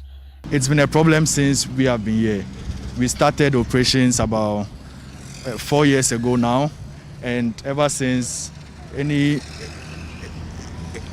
person that comes here always points it out that this is our place, this is our environment, it's not good for business. They express concerns about the health of the people that work here, and so it's been a real hindrance to our business and the operations here, and particularly to our health as well, because we always have to wear nose masks, and you know these nose masks are not completely protective, so it's a health hazard, a definite health hazard. We have complained, but we keep getting promises that they would relocate soon, but it's been ongoing for 4 years now and there's been no development. I suppose so. It's valid because, as you can see, there's no, so I'm not sure how far back it reaches because I only have this view, but I suppose there's a real threat of a landslide as well, and I also spoke about the fires. It can spread and reach anywhere and have consequences that they may not have even planned for. The last time there was a huge incident, but I think it was under control, but they had to burn the place, and we had fires service teams come in to quench off the fire, you would think something major was happening, but it was just because they were burning this dump site over here. So the whole thing is a real threat. Residents in the area corroborated the urgent need for the Kpone dam site to be decommissioned.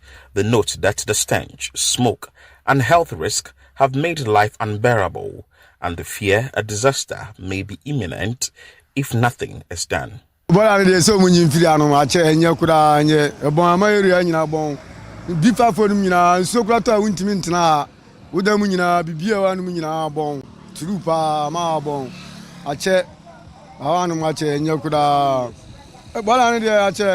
Remember 2016, 17, na bola no wa hanum. Niba area me book kesusi hanum no. Ni na bola no wa hanum. Ache wa hanum. Ama bon pon fokla ya won allegation ya. Ama ya demonstration so mu pun nso ne yere. Ekom bola no nso ni na ekom. Bola no dey disturb we hapa. High show tona se eyila bola ni so na mo yedem. Toilet bibia ga gata se wa na yira ni na ba bia tie wa no so ne yedidi ha ne da ye ho hwe wa ha enye tie sraban so onye mo na bola no on kata so man na ha so ne so ye adwuma kakra ya sakoya no workers bebre gu B5 plenty na nipa bebre ye adwuma on tie be sraban so ma ya mo se beti ma mo form money me hwe de ekoso ani na mo jedi tie sraban no so ma ya mo na mo kata bola no so man na ya brawo elie mu apa abro so kra ayama mabroso abroso kra bega kra B5 for no ebebunu ebebu B5 for no machine piano egusu piano piano banchi se betimi a kwamu do mani behwe ya umbo se tie an ya brepa. They are therefore appealing to the government, the Environmental Protection Agency and the various assemblies to speed up efforts toward the closure of the dam site and provide sustainable, environmentally safe waste management system for the community.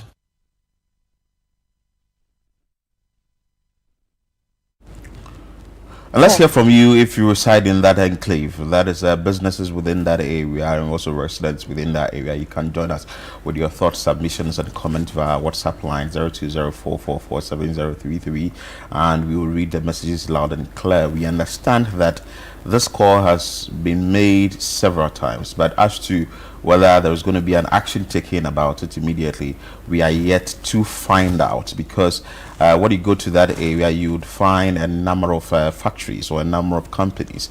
Gapoa Terminal is there. We have the Polytank, I think one of the warehouses or their factories there.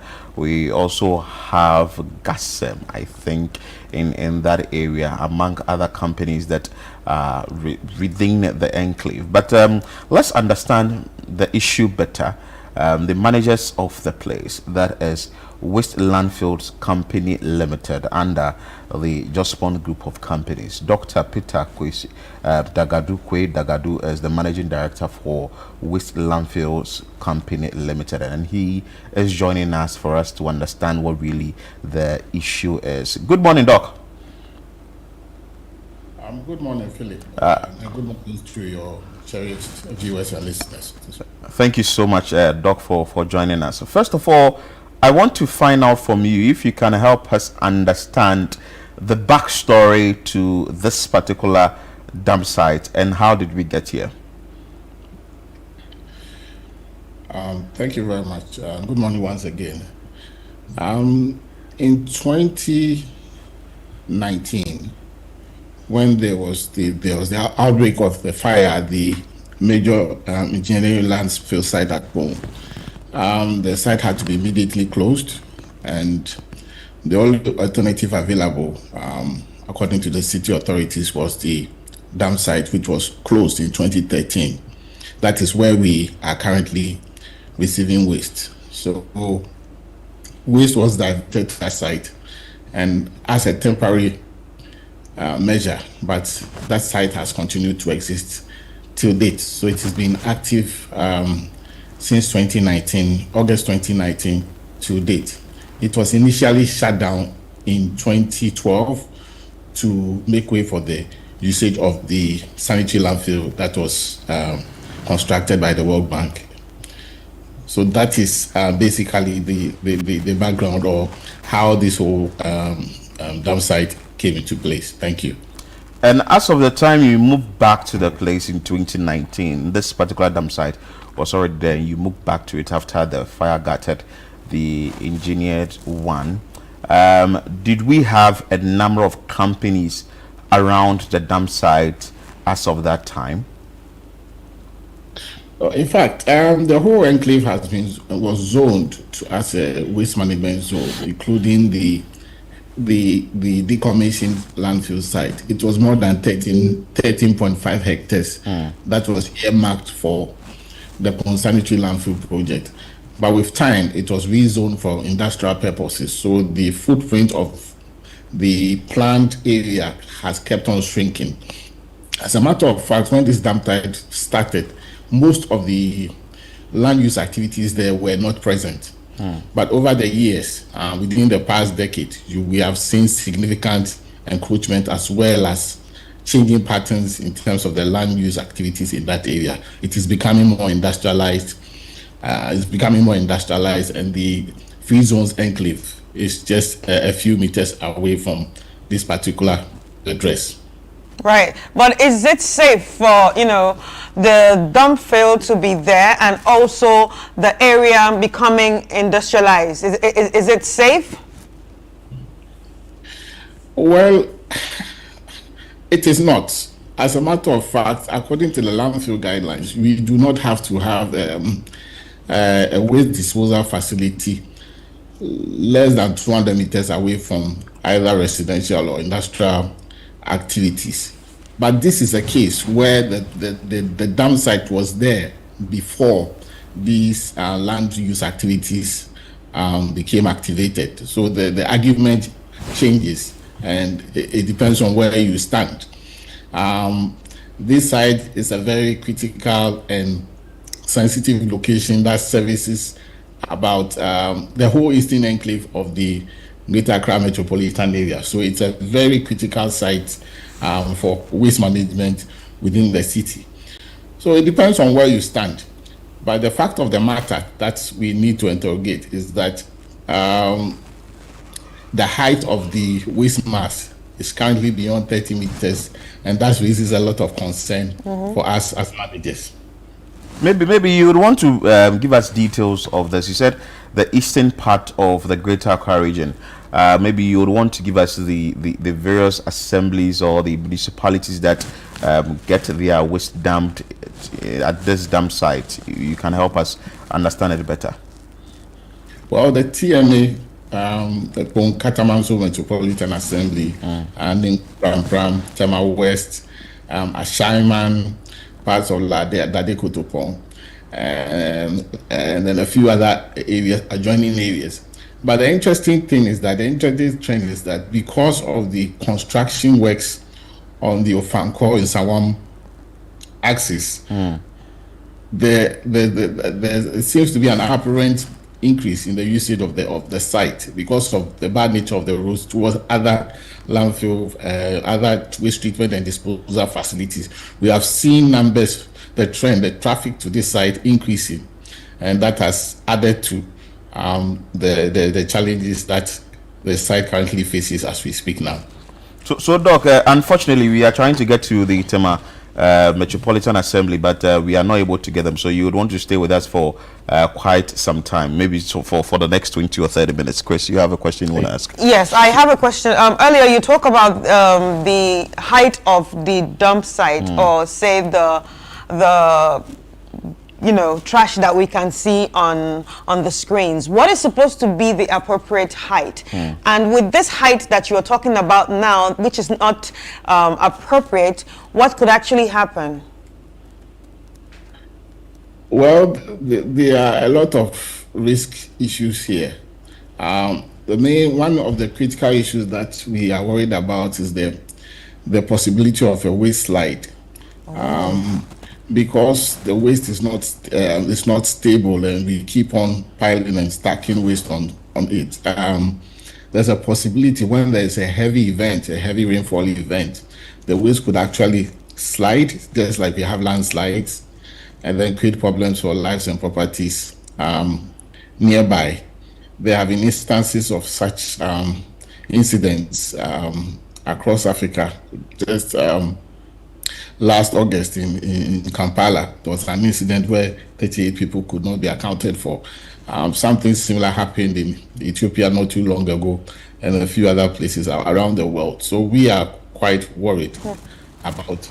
And also in 2019, there's a chance of the reoccurrence of the landfill fire that led to that culminated in the closure of the main sanitary landfill, which created fear and panic for residents within that enclave. So that is the danger that could occur, and we wish we could start talking about relocation and finding alternatives to this particular situation. What is the volume of waste that this dump site receives in a day? Depending on the season, and currently we are maxing around 1,000 to 1,200 tons of waste per day. Wow. Which is around about, it's about 200 and between 250 and 300 trucks coming in a day. But one will also ask that why has the place that is a dump site been left for individuals or for factories to be around, though you mentioned that it was purposely for a dumping area and eventually we have factories around that. What has been the engagement like to maybe put that thing on hold and ensure that people do not encroach the dump site? This is purely a planning and enforcement matter. And I think the authorities that host the facility would be in a better position to provide correct answers to this. But you know, Ghana, you know the issues that we are raging with pertaining to encroachment and lack of enforcement, and that has been the case. In fact, the area was zoned for waste management and is now serving other land use purposes. So that alone should tell you the story. But the authorities should be able to speak better to it, the TDC or the TMA or KKMA. But has there been any engagement to ensure that we find a lasting solution to this problem as we watch on to this looming disaster? Can I hear you? Can you repeat the question again? So I'm asking if there has been any engagement with the Metropolitan Assembly or the Municipal Assembly or whichever assembly is in charge, or the authorities, i.e. the local government ministry or the government in general, to find a lasting solution to this problem as we watch on to this looming disaster? Well, we have engaged the TMA on this issue, and we suggest that there should be a roadmap on how to exit the site, close and decommission the site, and look for other alternatives.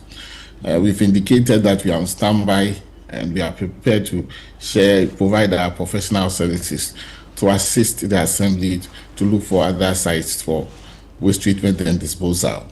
So we have made that call, and I'm sure within the days or weeks we would hear from the assemblies with regards to this particular matter. But when it comes to the issue with management of the place, how easy or difficult is it now? Well, because the footprint has shrunk and there has been an increase in the traffic to the sites, managing maneuverability and an operation of the site has become very, very challenging because you have a very small active phase to work within. So the safety of workers and users of the facility is even something that is of concern to us. Access to the facility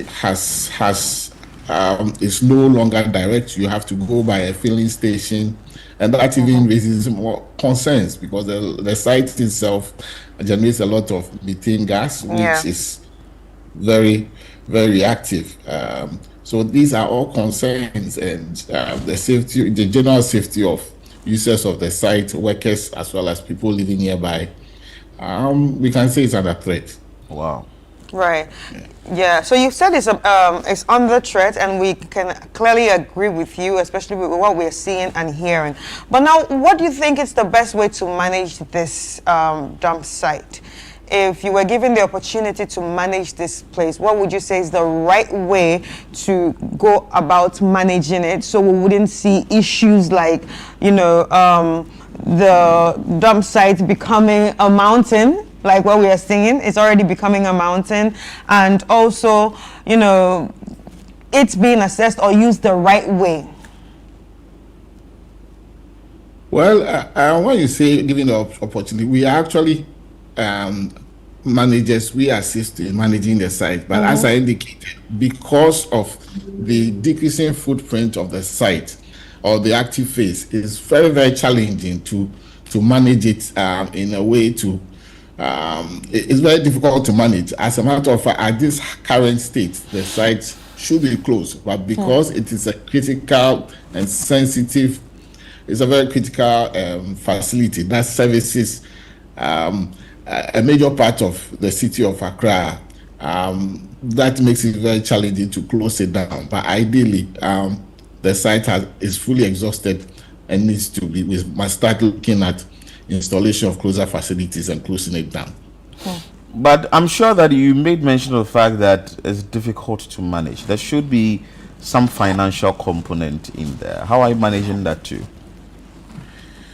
Well, the site was handed over to us in 2019 by TMA, so there's an agreement with TMA for management. But there has been challenges with receivables from TMA since so we've not been paid for a long time. So that is also impacting on management of the site as well. But we are continuing to talk with the local government ministry and the relevant stakeholders to resolve this as well. Doc, how soon should the decommissioning be done, and how soon should the government hit to your cause? Now you'd have to make it just plain to them. Well, as I indicated, we are hoping to start talking to find alternative sites to make available any resources required professionally to tackle the issue. But the main issue is that we need to have an alternative. If we do not have alternative, there are two things.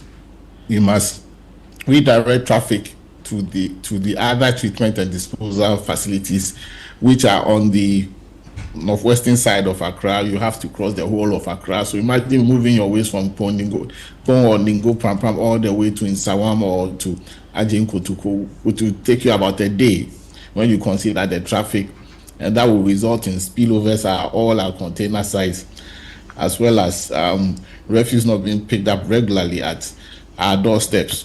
So these are some of the challenges that may occur immediately this site is shut down and there's no alternative. So there should be a way to go about it in a way that we do not disrupt waste services to avoid or forestall any public or environmental health crisis. But Doctor, I suggest we put timelines to this, because if there should be, so to speak, the waste landslide and people are not able to get their waste moved from their homes to the final disposal site, which is the dump site, that means these waste will be in their homes, and that can result in health challenges and all that. So the question again, what should be the timelines we should work with to, one, decommission this dump site, and two, get a new one immediately? Well, you see, the Local Government Act is very clear on who is supposed to manage waste within any assembly. The backstops at the assembly. So the assembly has to make that call. In fact, the site belongs to the TMA. They have to make that call. We are a major stakeholder and we are prepared to work along with the assembly in whatever decisions are taken. But from a professional view standpoint, the site has to be closed down within the shortest possible time. And whilst we do that, there should be an alternative so traffic can be diverted there so they will not disrupt the system. Okay. So before you take leave of us, maybe final words from you. I'm sure that the various authorities are watching, and you being the managers of that dump site, what you would want to tell the authorities as well. Well, for us, we are prepared to assist with the location of relocation of the site. We are prepared to work with assembly officials, the waste management department, and other stakeholders within the space to find alternatives. That should be done within the shortest possible time. There should be a roadmap in the next. There should be a roadmap now on how we are exiting the site. There should be funding available to close the site and decommission the site too, so it does not pose a threat once we really move from there. If you've been to the nearby decommission site, you see how it is. It has been closed nicely, and it is a recreational space that is beneficial to the surrounding community. So same can be done for this particular site as well. It can be closed down nicely, and then it can be transformed into something that would bring a lot of benefit to the people who have suffered from having the facility located close to them. Thank you so much, Dr. Peter Quaye-Dagadu, who is the Managing Director for Waste Landfills Company Limited, and you are the managers of the Bone Dam site, which residents and business owners within that enclave are asking that it should be decommissioned immediately because of the health risks it poses and other challenges they are facing. Fortunately for us, we have the head of waste management at Tema Metropolitan Assembly, Engineer Bertha Issel, who is joining us live for us to have conversation on the issue. Good morning, madam. Good morning. I trust you're doing well. Philip and your team, and then to all your listeners. Thank you so much for your time, and thank you for joining us. First of all, what is your take on the Bone Dam site that is full to capacity? Thank you very much, Philip. Indeed, TMA as an institution, we all acknowledge the fact that the landfill has reached its maximum capacity, and there is a need to, of course, take an action. But nevertheless, just to let you know the background, this site was acquired in 1996, and then was run for about 3 years to 2012 when we moved to the engineered landfill site, which was had some challenges with fire, and out of emergency we had to come back to this particular place. So just to let you know of the outcry that we existed before most of these infrastructure or factories or companies got close to us, so that you have that background. Also the fact that a final disposal site is very important for a city like Greater Accra, and in particular the Tema Enclave. And when we look at the Tema Enclave, we are talking about from Ladma to Lekma to TMA to Pong and then to Ningo. And all these with this enclave do not have a final disposal site. And this landfill site, TMA landfill site, which is at Pong, is the final disposal site for these municipalities. And so then we should know that if we need to take an action, it needs thorough thinking and steps to ensure that we do not find ourselves in a crisis.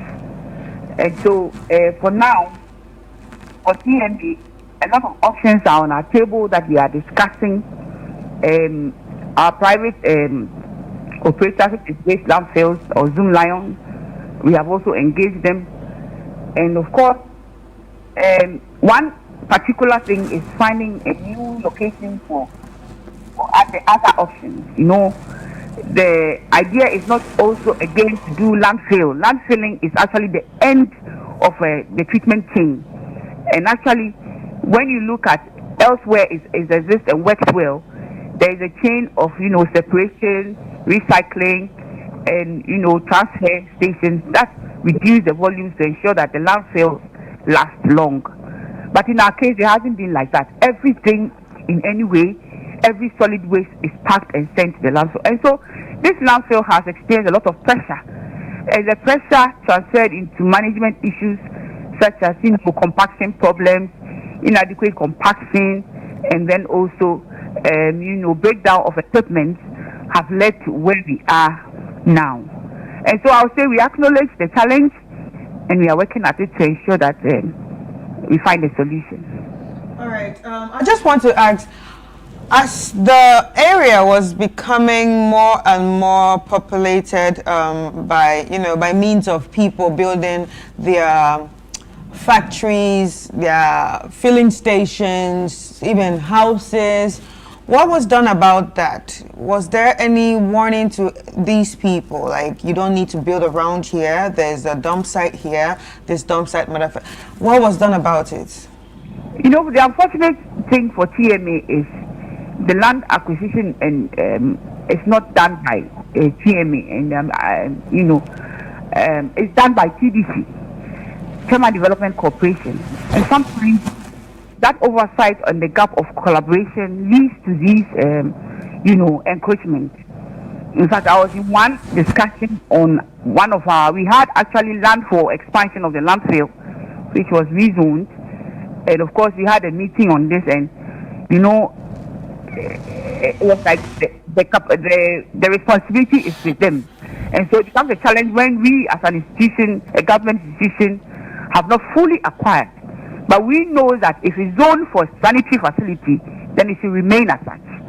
So that has been the discussion between TMA and TDC for some time now, and of course that affects our sanitary sites, and of course we have progressed with the discussion. They've asked that we write to inform them of all sanitary sites such that they are protected.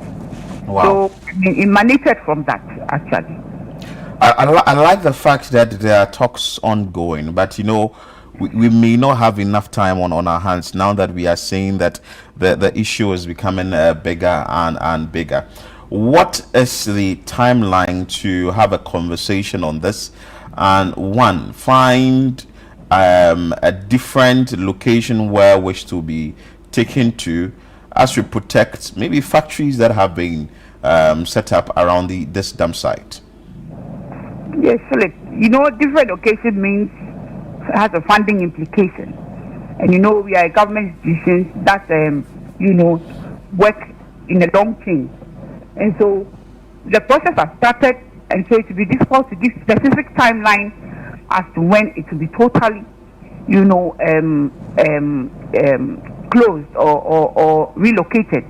But what I can say is on the table right now, the low hanging fruit is that to reduce the number of municipalities that are coming to dump, because the volume is huge. There are 7 municipalities now. We want to reduce it to 3, and that discussion is on the table right now, and I'll say it's a low hanging fruit for now. Any other options such as getting a new location has funding implications, and so we are doing the analysis and the options to see which one is more favorable. But are we treating this as an emergency though? Of course, yes.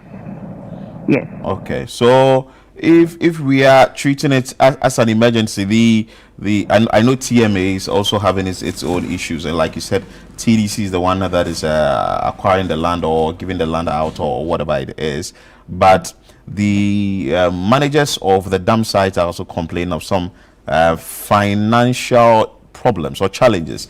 Has that one also reached your table? Yes, please. And then and so I would like to say that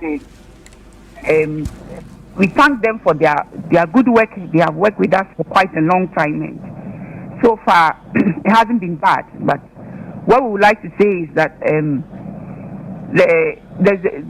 we are going through a process. I mean, as they know, and of course there's a need to look at all the documents that pertain to the work being done on the ground, and meet and discuss. We've had preliminary meetings, but then we are yet to have the final meeting, which they are away.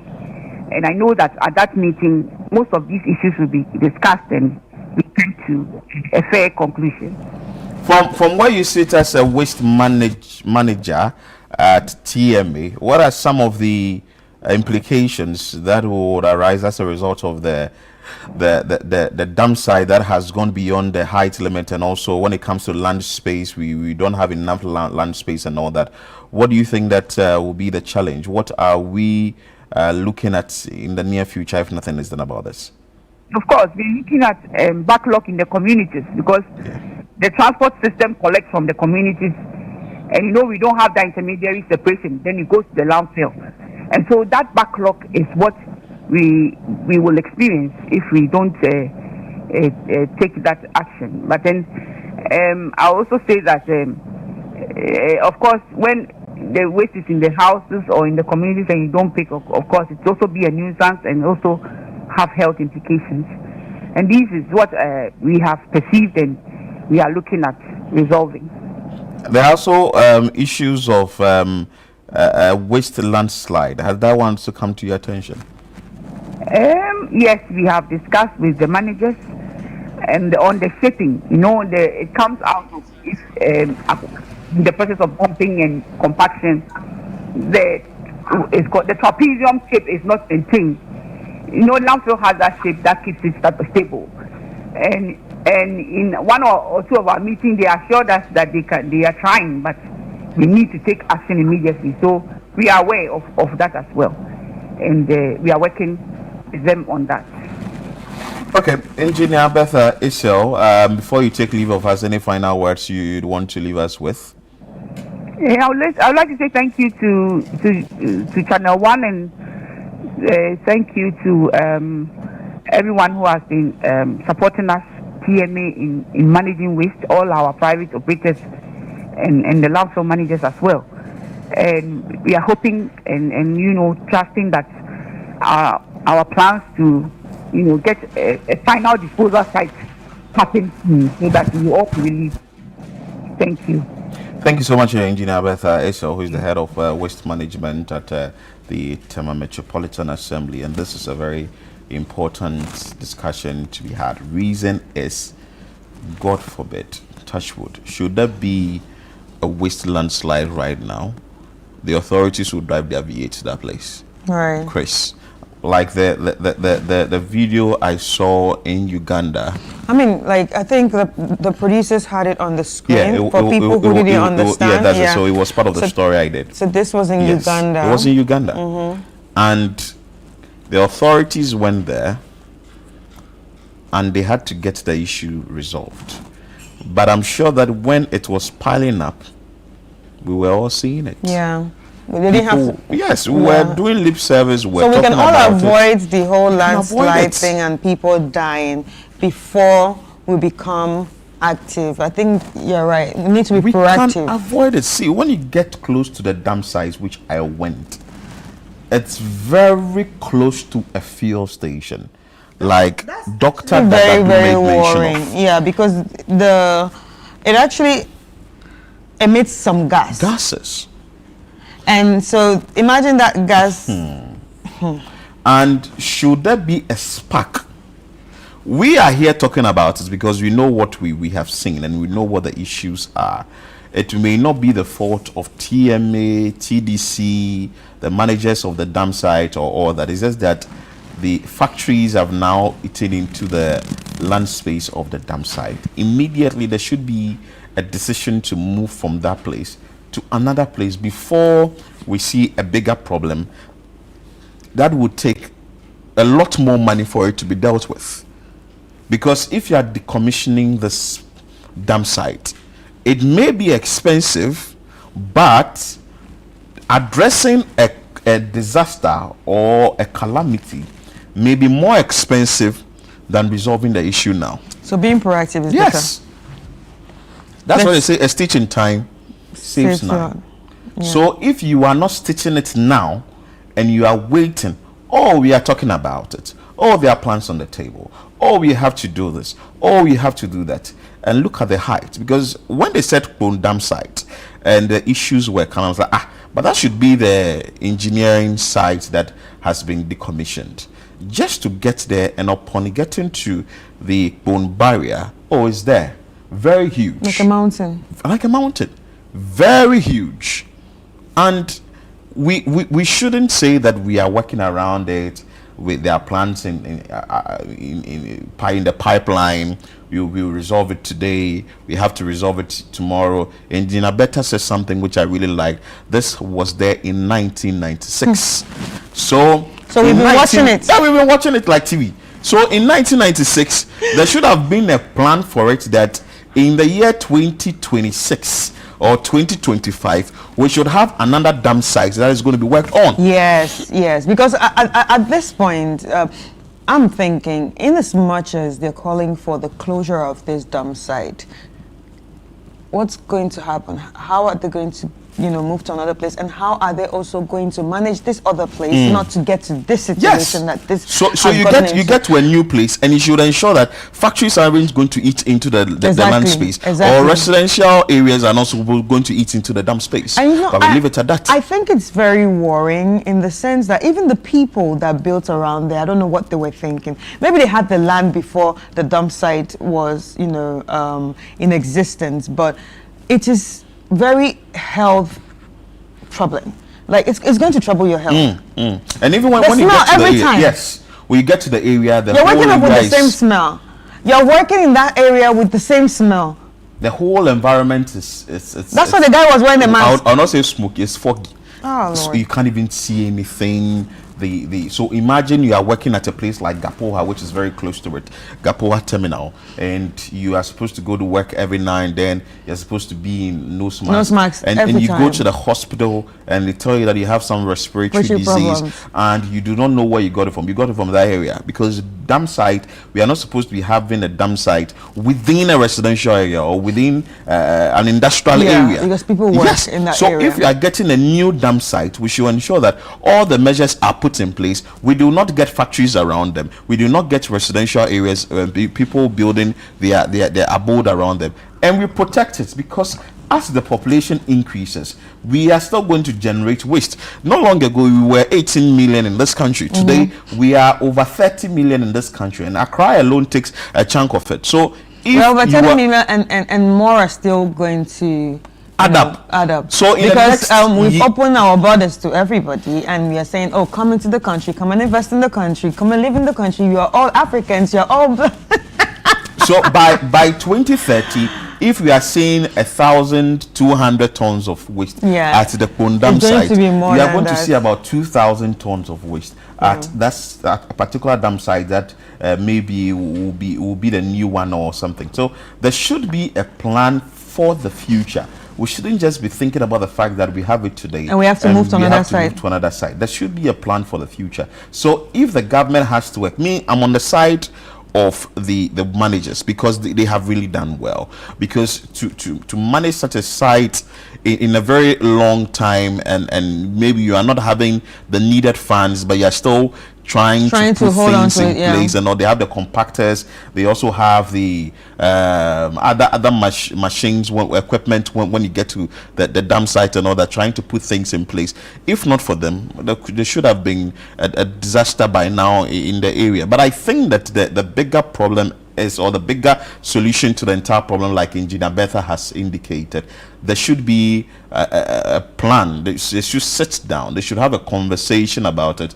There should be a new site for the refuse immediately. Yeah, so that's it shouldn't be something we should be thinking about in the future. That's also why I asked earlier, to the first to the first guest that we spoke to, that what will be the best way to manage it. So basically, we should be thinking about the future, and the best way to manage it, like you said, is decide that if we're going to have this other new place, we do not want houses or any factories around it, because I think that also poses a problem to what we are seeing now. Yes.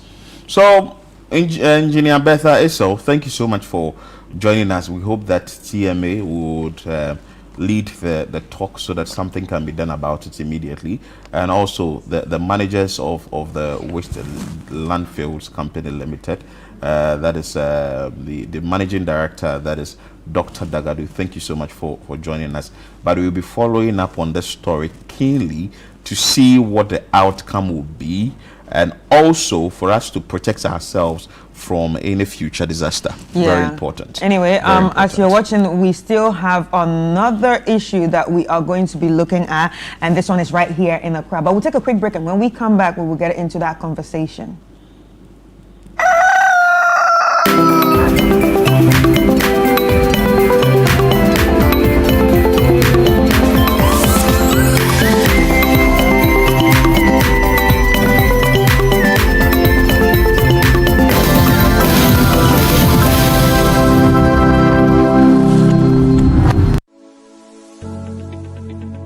The National Petroleum Authority hereby cautions persons engaged in illicit storage and trading of petroleum products to comply with the regulatory requirements to operate in the downstream petroleum industry.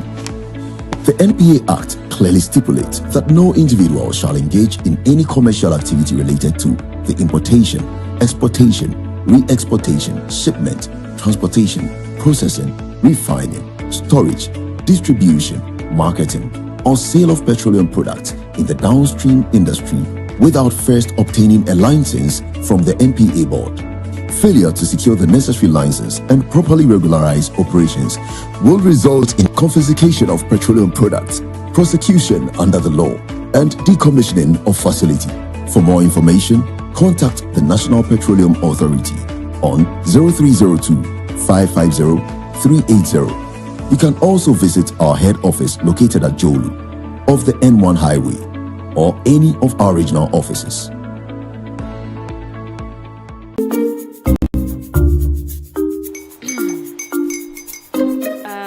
Kwame and his uncle are almost here. Wait a minute. This one too, your friend Kwame. Wait, Kwame. As in the same Kwame again? Yes, mommy. The second coming. Into all this tension just to reintroduce that broke boy from Kaswa. Why would you deceive the family like this again? Now I understand the whole delay. Trotro from Kaswati. Why wouldn't he be late? Obeying later. Of course.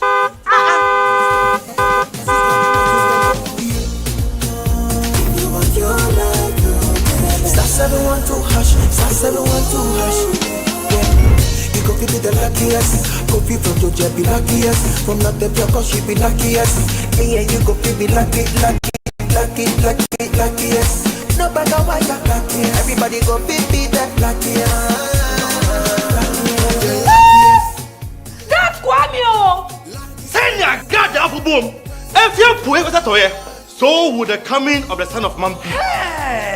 Is that his car? Ha! Even now, your shadow the way designer. I use my own mouth to reject him. Oh, this is my mouth. Look at that. Kwame, my son. Now, tell me the truth. How did this all happen? Oh, mommy, a simple delation. Mr. Good Luck no me way. Yeah, man. Easy car. Or dial star 712 hash. The devil is a liar. He picked his ticket and entered his lucky 5-digit number. I'm a baby. Oh, how romantic. And he followed the prompts. Yes. And then boom. Confirmation test. One quick, pick 5 numbers for me, okay? I'm feeling like 7. Dial star 712 hash. Choose your ticket. Enter your lucky number. Follow the prompts and let destiny handle the You see how they love you now? Yo, do you have family permission? Before December, may release a motivational album. Patapa, my super. This promotion is regulated by the NLA on the Caritas platform. Hey, Kwam! Woni pa boni pa. Enti wo fie na silia e fefe wa ha.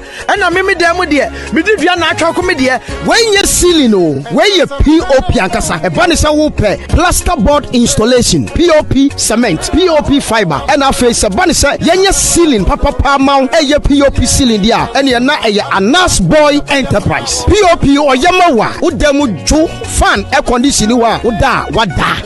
Na de em se nyame ye tie me mpa bo akonkyere ye chi. Mesrew na anya bia me nisika e bo ano no na me pesa me sere na obetime hu ya mobo no ama ya bi owo payment plan and one is with 70% akoma no 30% owie ya wo tuaka ubehu Anas Boy Enterprise e wo Tantra Hill opposite ICGC Church Amasaman before police station traffic light na se hwa e na fe pokuase awosi kwantempo no Canada Junction friend wo 0246 113 461 Anas Boy Enterprise obema wo fie abright. In December 2023, the biggest play in the history of African theatre made its debut. The God of Iron, I stand on oath. You saw it. We sent you all the way to Ileife to bring us greetings from Ifa. By popular demand and in honor of Maoli Semevo, Image Bureau, in partnership with April Communications and the National Theatre, presents The Gods Are Not to Blame this December 17th, 7 p.m., 18th, 7 p.m., and 19th, 5 p.m. and 8 p.m. at the National Theatre. Visit www.imagebureaugh.com or dial *714*46# for your tickets. Single 250 CDs, double 400 CDs. Supported by New Plant Car Rentals, Ghana Tourism Authority, Balakwa. Sponsors Stambic Bank, our media partners, and proudly brought to you by MTN.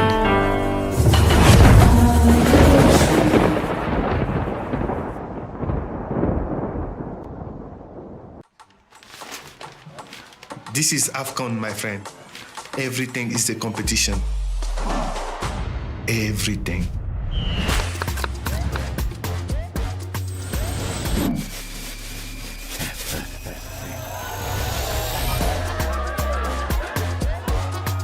Join our family for AFCON Morocco 2025 from 21 December to 18 January.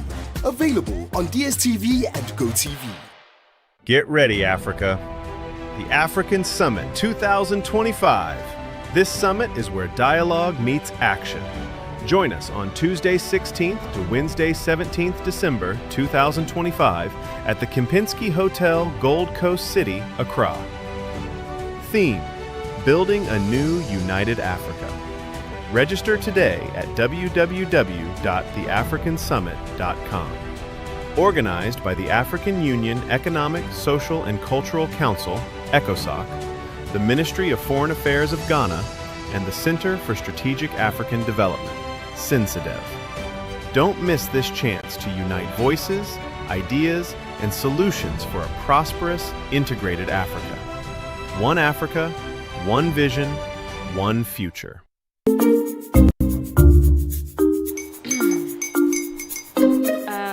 Kwame and his uncle are almost here. Wait a minute. This one too, your friend Kwame. Wait, Kwame. As in the same Kwame again? Yes, mommy. The second coming. Into all this tension just to reintroduce that broke boy from Kaswa. Why would you deceive the family like this again? Now I understand the whole delay. Trotro from Kaswa. Why wouldn't he be late? Or be late? Of course.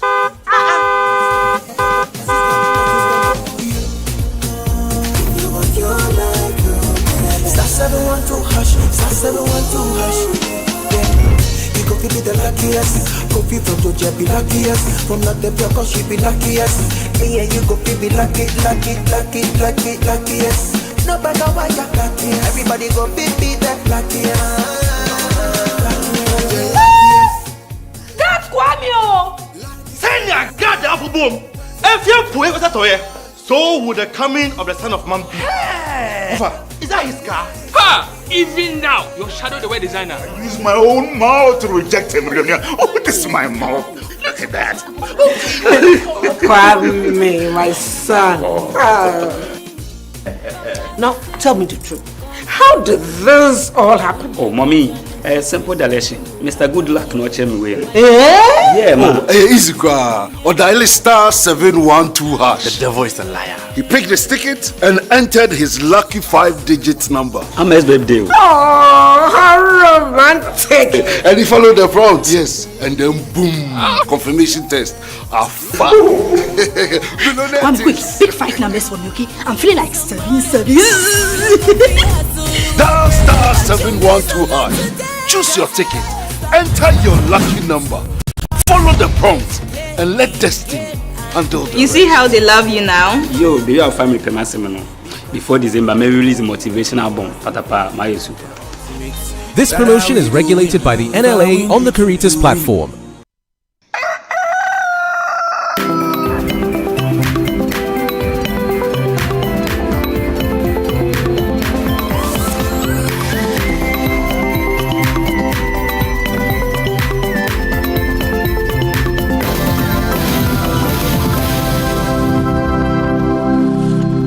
Welcome back. It's still Breakfast Daily right here on Channel 1 TV. And as I told you before we went to the break, we'll be heading over to another community, a community called Agbekocheku, right here in the Greater Accra region. And this place is actually very interesting with what's happening. So the community has actually been dependent on a health practitioner for 33 years for all their health concerns, and they have no facility such as a hospital or a CHIPS compound, but they've just been dependent on one person for all their health problems. I wonder how that person feels. I wonder what the person goes through every day if the whole community is dependent on this person. But anyway, we actually have a report on this story. Let us check out this report, and when we come back, we will have a conversation about it and maybe get to talk to this person. Situated at the tail end of the Greater Accra region, the Agbekocheku Township is a remote community whose residents primarily rely on farming for their livelihood. Meet Mr. KYT Agbeko, the soil health practitioner who has dedicated the past 63 years to providing basic healthcare services to the people and neighboring communities. Since 94. So, 94 up to this time, I think it's about 31 years. Yes. Wow. If I'm not mistaken, 31 years. So I've been working as a TV, PPA also trade me, a health rep with primary health knowledge. He recounts how the situation deteriorated over time, explaining that the lack of human resources within the local health system has left the community with no choice but to depend on his services alone. I told them over here we have so many creeks around. When it rains, the road network, which tractors and others are straightened for themselves, are being covered by water. And then in fact, if somebody is sick, which perhaps may need paracetamol or tricyclic tablet, that weighs the problem for him. You have to find ways and means traveling far to battle. And in fact, most of our people who have been dying out of some small sicknesses have been facing financial difficulties. Access to adequate health infrastructure remains one of the biggest challenges for residents. Some community members emphasize how dire the situation is, noting that the construction of a health facility would significantly reduce transportation costs and improve the chances of receiving timely medical attention.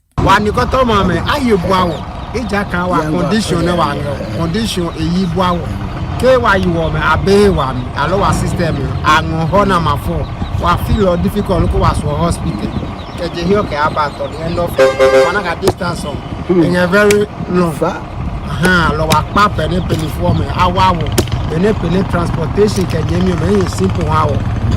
The assemblyman for Agbekocheku, Gershon Kwabla-Togbenu, urged authorities to fast-track the process to help address the pressing healthcare needs of the community. Agbekocheku electoral area is zoned for a chief compound. But over the years, we don't have any chief compound that is to be zoned for. And we, as an assemblyman, I take it upon myself to echo and make sure that that kind of project have come to do that to the light. So anytime I get opportunity at the assembly, you can imagine going to assembly and you don't have health facility. and then the well-being of the people must be your concern. As part of its mission to raise awareness and improve access to healthcare, the LEM Foundation organized a health outreach in some of these underserved towns, including Tokpo and Agbekochekpo. Supported by the Shai Osudoku District Assembly, the team provided a wide range of medical supplies and conducted several health screenings, such as blood pressure checks, malaria testing, breast cancer screening, and hepatitis testing, among others. The assemblyman further disclosed that this was the first time such an exercise had been undertaken in the community and expressed the assembly's openness to more of such impactful initiatives. Health screening, I think, is one of the best of its kind. Ever since I was brought up here and I grew up in this community, we don't have any health screening in this community and any assembly member. So I think it's a part to my leadership and then the good work of the LEM Foundation for coming to our town. All right, so that's the report right there. And also, thank you and congratulations to the people that went there to and help Jennifer over filed the that weekend. report. Jennifer Nati of the Chinishum. That's an interesting report, and to have a community where they rely on one person for over 30 years, really, and it's in the Greater Accra region. Really, there are communities really in this country. Yeah, but we actually have Mr. Joseph Agbeko on the line, and he was the one that we just saw on the screen, and he was telling us everything that they have to go through, and he was talking about paracetamol, tetracycline, and all that. But let's get to talk to him and ask him what the situation is really like and what can be done about it. Hello, Mr. Agbeko. Hello, I'm on air, please. Yeah, how are you? I'm doing well. All right, so we want to say a very big thank you for being such a great help and a shoulder, for the community to actually lean on. It's not easy, but You're most welcome. all right. So over these years, right, what kind of help have you been rendering to the community when it comes to their health? Is it herbal or orthodox medicine? It's orthodox medicine. Are you a doctor? Yeah, I'm a health representative. Okay. So you've been doing it for how long? For about 31 years now. 31 years old. So as the community depends on you for everything concerning their health, what are some of the challenges that you actually have? Not that they don't depend on me on everything. If I look at the condition, I make a referral to Toku or to Bato, or to Doko. All right, so Doko, Toku, and Bato. All right, so Bato, Tokpo, and Dofo. How far is it from your own community? About 6 miles. 6 miles, right? Right, and your own community does not have any hospital. Not at all. Wow, and it's always been like this, or there was maybe a hospital and it was ill managed. Which one? No. Nothing at all. Has been done. Wow. But this community is under the Shai Osudoku municipality, right? Yes. I've been told they have one clinic at Dofo, with the mileage radius. According to the health directive, they say the mileage radius covers here. So we're falling under the mileage radius within Dofo clinic. But it's far. Which is far. Wow. How many people reside in that community, the Agbekochekpo area? Oh, it's about 2,000. 2,000. Yes, please. And what has been the talks like? Since you are a health official, what has been the talks like when it comes to putting up a CHIPS compound, putting up a clinic or health facility for the 2,000 people in Agbekochekpo? We have land I don't think with land there's any problem. But with finance, that is with the financial problems, personal problems. Right. I'm at an old age now, and I need somebody to be under me so that I train at least for the primary health care which I'm offering. But with the young ones, they are not prepared. Right. So health personnel are needed. Right. But do you get paid for your services? Hello. Do you get paid for your services? No, it's self-reliant, so no payment. Wow. And when they come to you and maybe you have to administer some medicine, do you always have medicine readily available? Or because if they're not paying you, how are you getting the medicine? I try to liaise with some of the pharmacists and they are helping me. Wow. What are some of the issues that the residents come to you with? Is it headache, is it stomach ache, maybe pregnant women? What exactly is the issue that malaria, pregnant women, stomach, like diarrhea and others. And you are able to treat them? Oh, sure. By the grace of the Lord. Right. Mr. Agbeto. Yeah. Oh, no, you can talk. Yeah, I was trained for that. I was trained by our district health team. Oh, you were trained by the district health team? Yes, please. So if you were trained by the district health team, why haven't they established any CHIPS compound or brought any facility to the community? Yes. Oh, yes. It's what we've been talking about. But last year like this, they made an attempt to do that. But I don't know why they couldn't tell us anything at all. And did you follow up? In the pipeline. Did you follow up? Oh no, but this time I'm arranging with the assembly member so that we put things through writing. Right.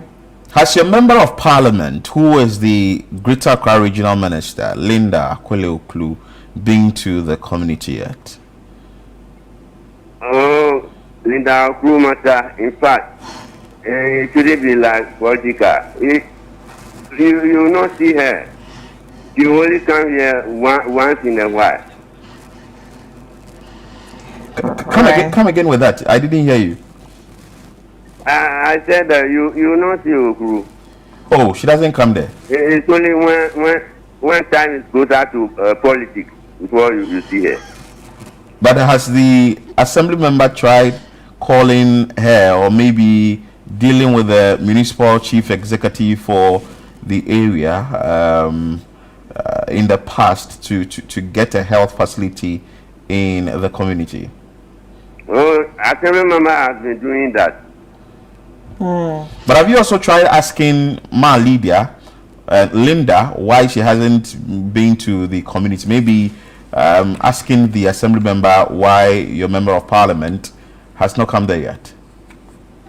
Oh, for the past years I have not done that. But I'm now liaising with the assemblyman so that we could put things into writing and pass it, give it an onward transmission to the district as well as the region.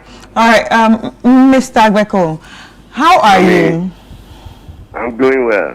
Yeah, and I must say you are doing a great job. Clearly, you are not that young again, but how do you take care of yourself? Because like this is a lot sometimes.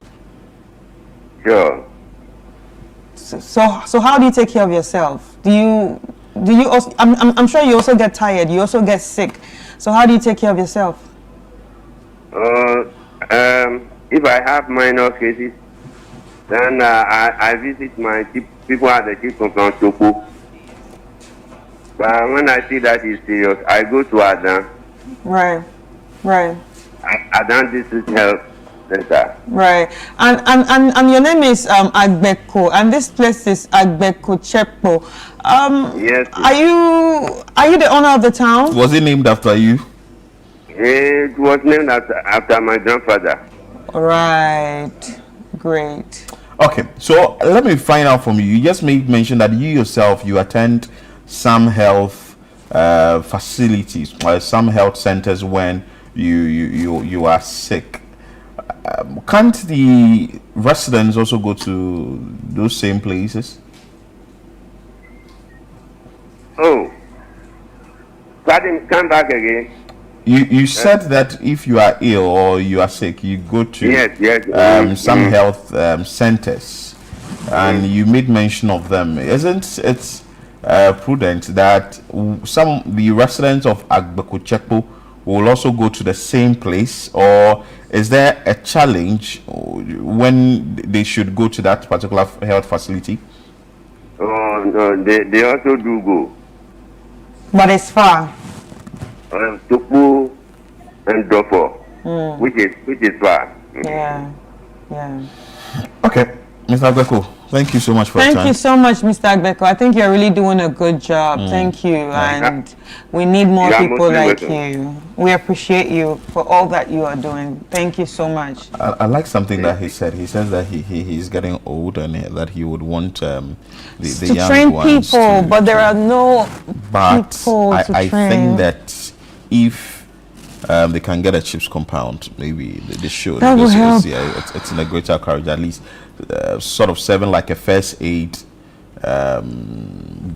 services for them before they would go to the bigger health facilities. It must be very that. tiring for him. If not for this report, I didn't know there was a community called Agbeko Chekpo. And this community, it's in the Shire Osu Duku municipality, or is it district or constituency? And from the way things are going, they are saying that they hardly see the member of parliament. Maybe when I get close to Malinda, I'll ask her, oh, your constituency, Agbeko Chekpo. And I think there's a Sanders area, his constituency too. Maybe I'll also speak to Sander and ask him what he knows of the Agbeko Chekpo area, among other things. But I think that Mr. Agbeko is doing a good job if really he has taken this upon himself. His grandfather will be proud. Yeah, to help his residents with malaria by giving them some. But I think it should be checked. You understand? It should be checked. So because he's getting older too. Yeah.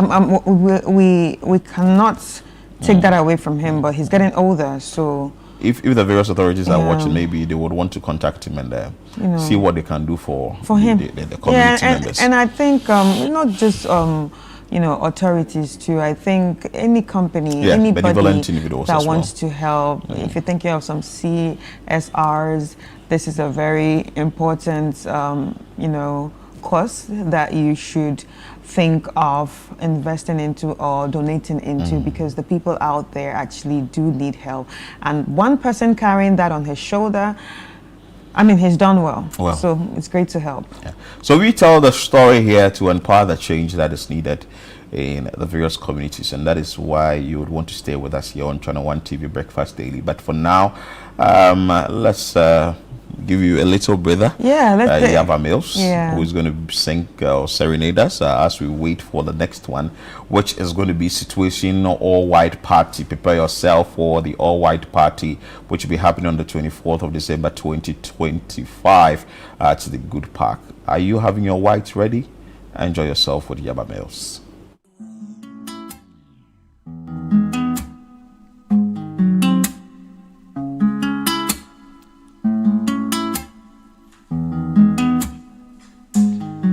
Je lève ma voix à mon âme, tout ce grand feu qui brûle en moi, bien pur que tu le saches, que je ne suis pas lâche.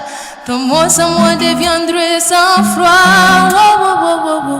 Bah pourquoi je suis moi, pourquoi tu es toi, pourquoi sommes-nous là? Pourquoi cette bataille? Pourquoi c'est comme ça? Demande que ça va pas. Maman, ça va mal. Ça ne va pas. Serre-moi la main, oui. Refaire le monde. Changeons celle-là.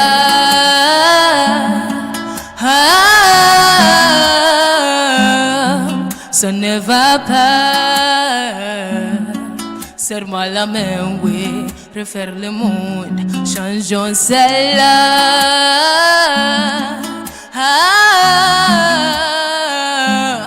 Prends pas du plaisir à voir les larmes d'autrui. Redonne-lui sa vie, oh, redonne-lui sourire. Apprécie la vie, soleil qui louit, l'esprit qui veut vivre. Prenez-moi, respirons. Le délire, ça suffit, oui, ça suffit, oh, oh, eh. Mais pourquoi je suis moi? Pourquoi tu es toi?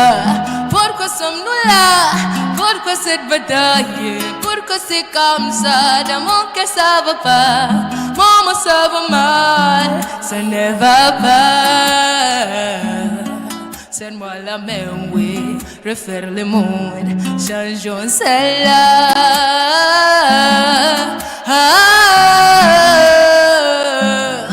Ça ne va pas.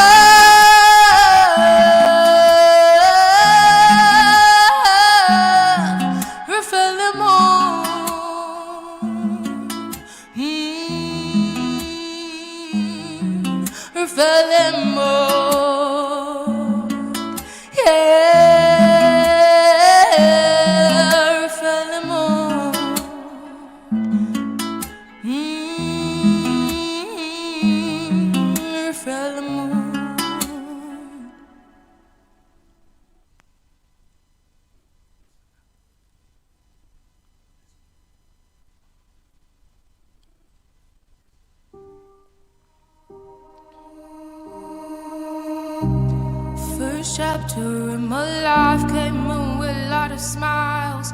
Thought life was rosy, but after a couple of miles, I noticed the hurt, struggles and pains you try to hide from me, mama.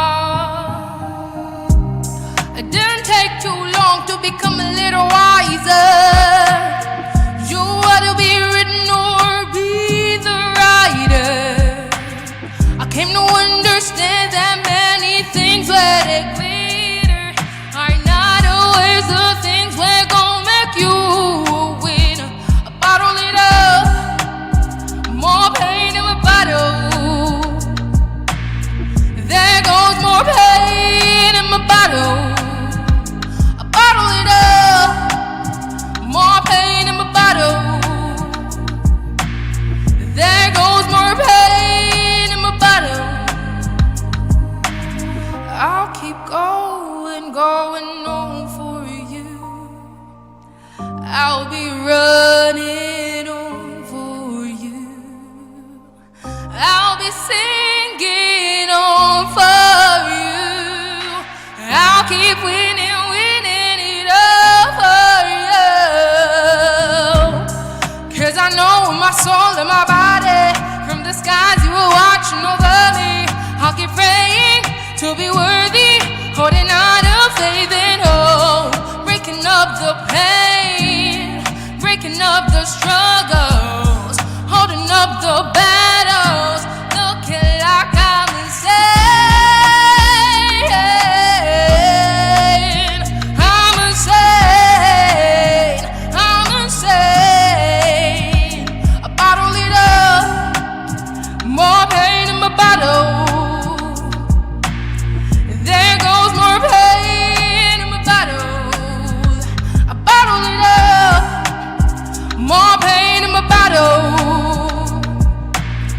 There goes more pain in my bottle. Should I let it out? Should I break it all up? There goes more pain in my bottle. Should I let it all out? Or should I break it all up? There goes more pain in my bottle. Should I let it out?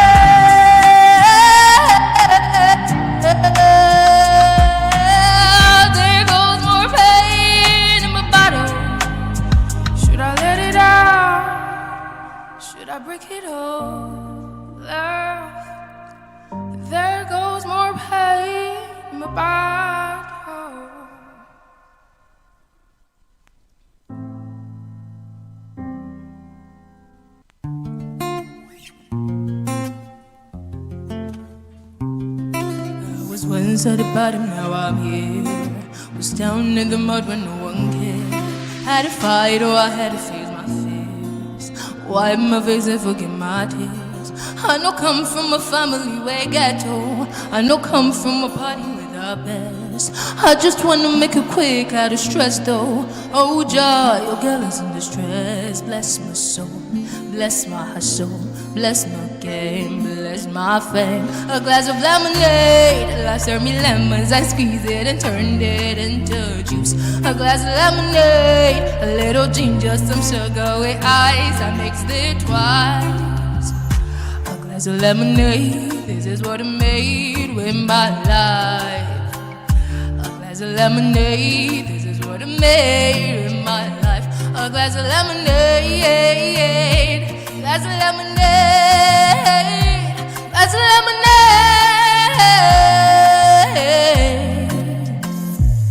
And if I stumble, if I'll double, cause I know we're from far away. I'll remain humble, will throw you punch or if you try to steal my lunch away. Cause mama once told me, girl, make you think twice in your life. If life gives you dilemma, only take one step back, comprehend before act. Oh mama, I listen to you mama. What you got mama? Hey, I dedicate to mama. All the winners mama, we'll be chillin' mama. Hey, we'll get there. We'll get there. We'll get there. We'll get there, we'll get there, we'll get there, we'll get there. A glass of lemonade, life served me lemons, I squeezed it into juice. A glass of lemonade, a little ginger, some sugar with ice, I mixed it twice. A glass of lemonade, this is what I made with my life. A glass of lemonade, this is what I made with my life. A glass of lemonade, glass of lemonade, glass of lemonade. A glass of lemonade, a glass of lemonade.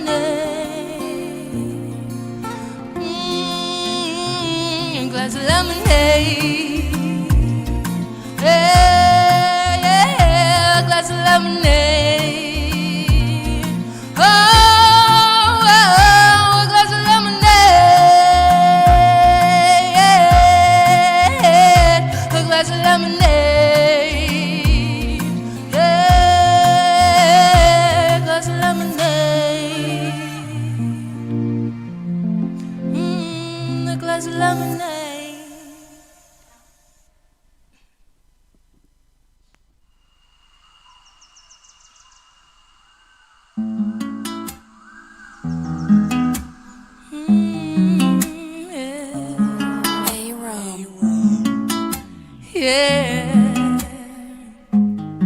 Je lève ma voix, mon âme, tout ce grand feu qui brûle en moi, bien pur que tu le saches, que je ne suis pas lâche. Ton mot sans moi deviendrait sans froid. Wow, wow, wow, wow, wow. Bah pourquoi je suis moi? Pourquoi tu es toi? Pourquoi sommes-nous là? Pourquoi cette bataille? Pourquoi c'est comme ça? Demande que ça va pas. Maman, ça va mal. Ça ne va pas. Serre-moi la main, oui. Refaire le monde. Changeons celle-là.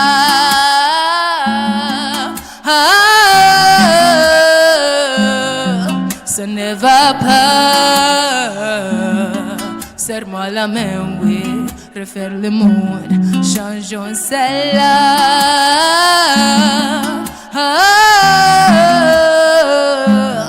Prends pas du plaisir à avoir les larmes d'autrui. Redonne-lui sa vie, oh, redonne-lui sourire. Apprécie la vie, il soleil qui louit, l'esprit qui veut vivre. Prenons, respirons. Le délire, ça suffit, oui, ça suffit, oh, oh. Pourquoi je suis moi? Pourquoi tu es toi? Pourquoi sommes-nous là? Pourquoi cette bataille? Pourquoi c'est comme ça? Dans mon cœur ça va pas, maman ça va mal, ça ne va pas.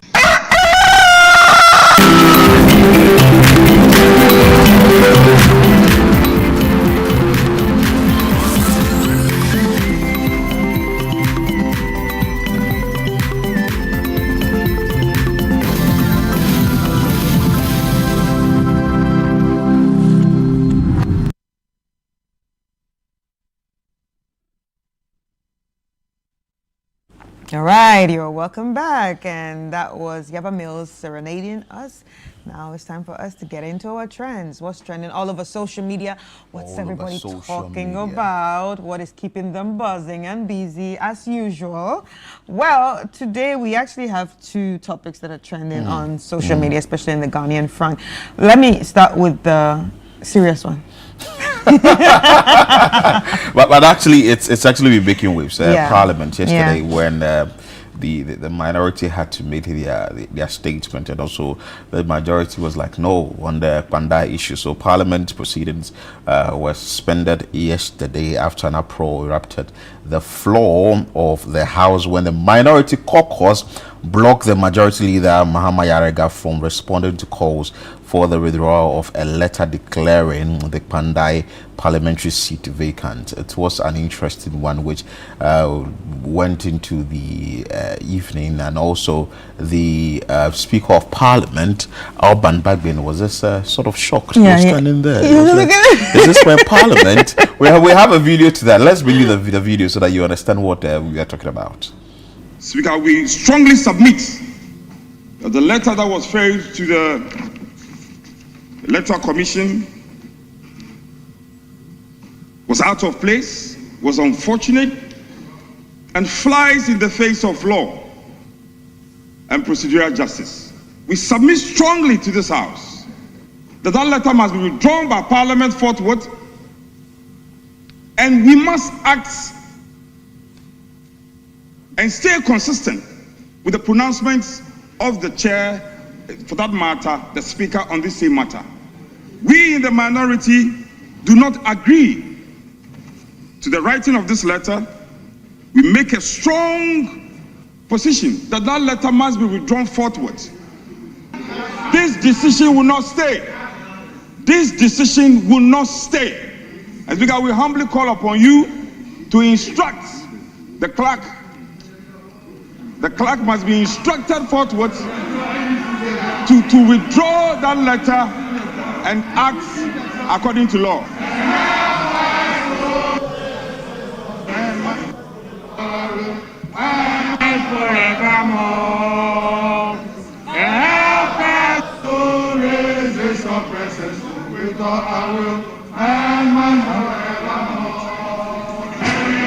Honorable members, I will suspend sittings for 5 minutes, and I expect to see the leaders of the House at the lobby.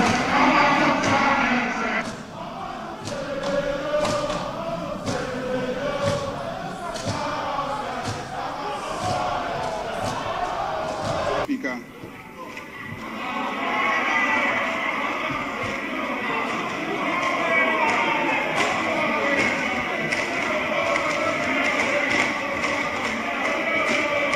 Honorable members.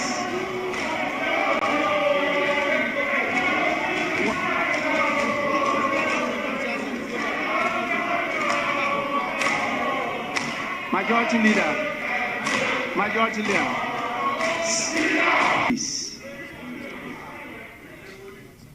Sitting is accordingly suspended.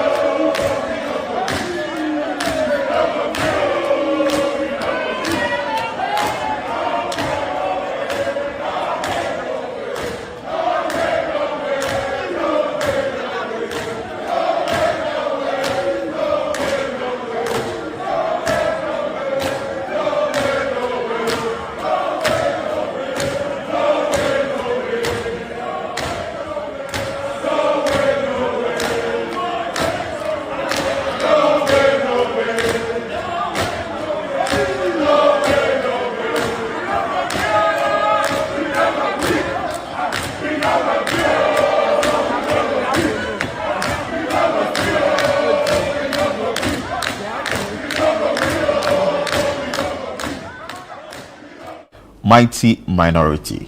Yes, and that is what they call themselves. So the minority demands that there should be a withdrawal of the letter declaring the Pandai seat vacant. But let's bring you what the public is saying about this, what they've been telling, or what has been going on social media. They said they planned to wear black nose mask too. Yeah, you have to get a combination right. You have to wear black. So that is what the minority does. Is this child's play? Parliamentarians power. Anyway, sometimes you need to get a place very lively. If you hear somewhere that Ghana would develop someday, let's pull out this video. Well, interesting one there. Reduce their salaries immediately. Just when it gets to the time that you have to talk about their salaries, they all come together and have a conversation on that. Hey, Parliament power. How did these people get voted into power? Their constituents, let me put it that way, seeing them. Well, they are watching them on TV. Who could have thought NPP would be shouting like this today when they thought the country belongs to them? Hey, okay, I wouldn't want to use that word. You call these people a woman anyway. Interesting comments there coming on our console, and also what is happening on social media. But anyway, away from Parliament, have you heard of what's his name? Ebonoa. It says 25th of December 2025, the world will come to an end. That's just like 3 weeks. Like people didn't tell me. I need to prepare. You need to prepare. I need to prepare. I haven't done so many things in my life. To be in Ebonoa's ark. Do we need a ticket? Maybe, but we don't actually know the location. So he's been building exactly. Share with us the location. He's been building this ark for a long time, and we don't. But how can he save lives strictly by invitation? So it's strictly by invitation to be on that ark. Let's bring you a video of Ebonoa. If we have the video, let's Ebonoa's video.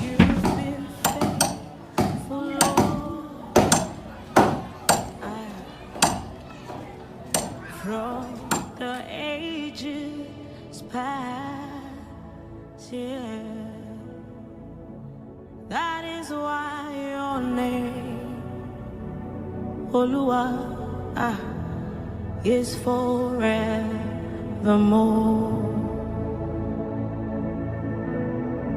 You have been faithful, Lord,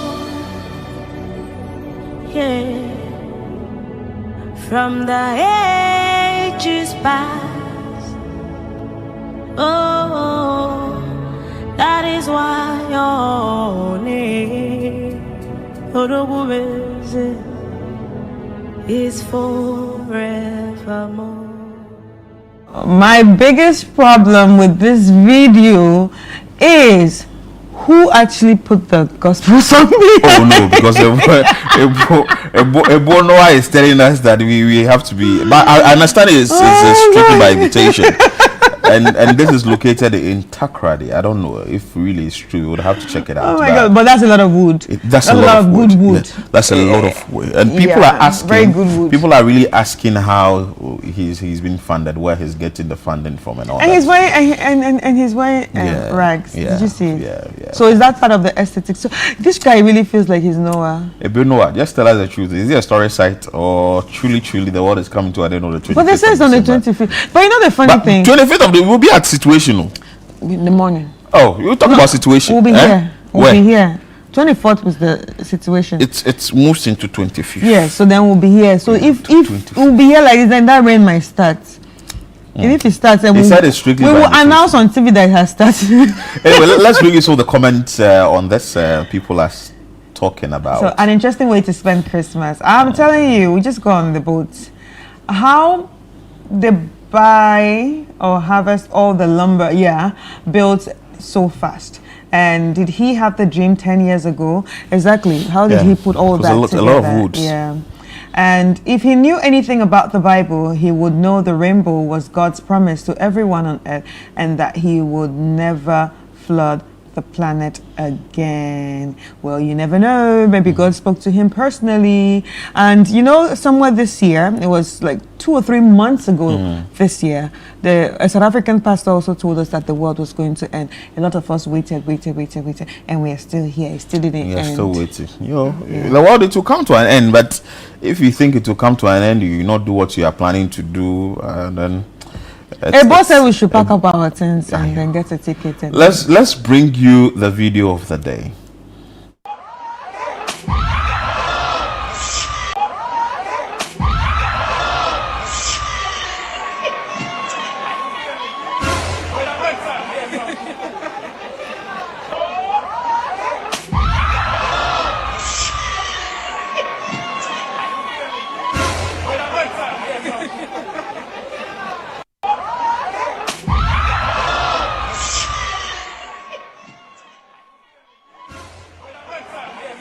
Well, this gotta be AI, clearly. Yeah, I think so. Because the people did not. But if it's real, you know how the Nigerians do. You two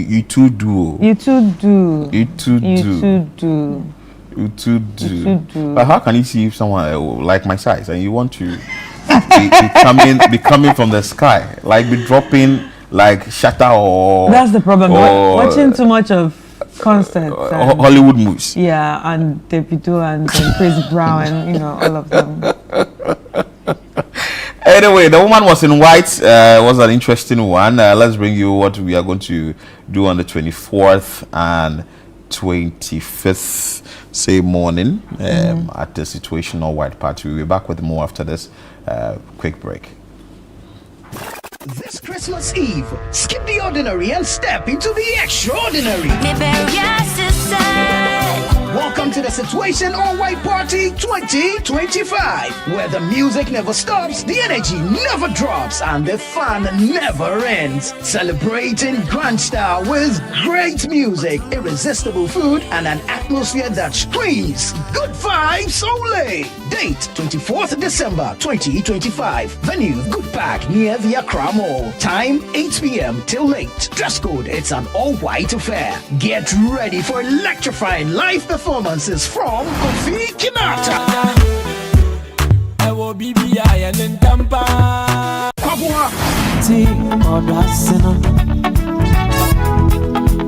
Perez Music,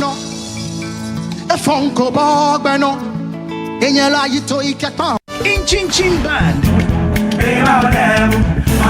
and DJ Mingle.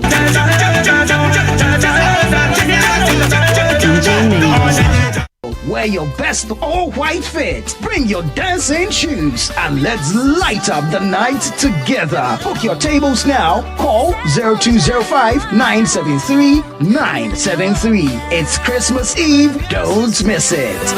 The Situation All-White Party 2025 is powered by Channel 1 TV and 97.3 City FM. And it's proudly sponsored by EcoBank, Bethel Logistics, and Hallmark Cafe.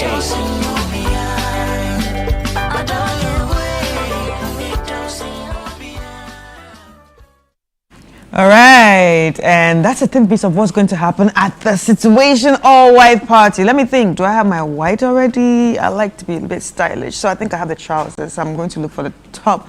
So if you can hook me up with a top, let me know. Anyway, Magdalene Williams is here, and she is, part of the events and marketing and communications team right here at Channel 1 TV and City FM. And it's all about the Situation All White Party. Hi. Hello. Miss White. You said I should Maggie call you White. Yeah, you said I should call you like Maggie White. Yes, please. And she's in white again today. Yeah, why not? Hey, you're so ready for this. I'm ready. How many white outfits do you have? Honestly, I can't count. Because you already like white. I love white. I love white. So, yeah. How are the preparations coming, Maggie? Super. We are. I think we are ready, even if we have to host Situation tomorrow. But we still have to, give people, some time to get ready, pay up, and all of that. So, it's coming up pretty good. We have a recce today. We're going to go to the space, check out a few things, and all of that. So, preparations are going on very well, and I think people watch it and that from all over the world, whether you're in the diaspora, you're in Ghana, if you're in, especially the diaspora people, listen, if you're coming into Ghana and you need to be at an event, it must be, listen, it must be the Situational White Party, because after the Situational White Party, there's no other party. We shut down everything, it is finished. So you must be here to experience all the glitz, the glam, the vibes, you know, the networking, the sizzling grills, the food, everything that a party has to offer. Situation is giving you that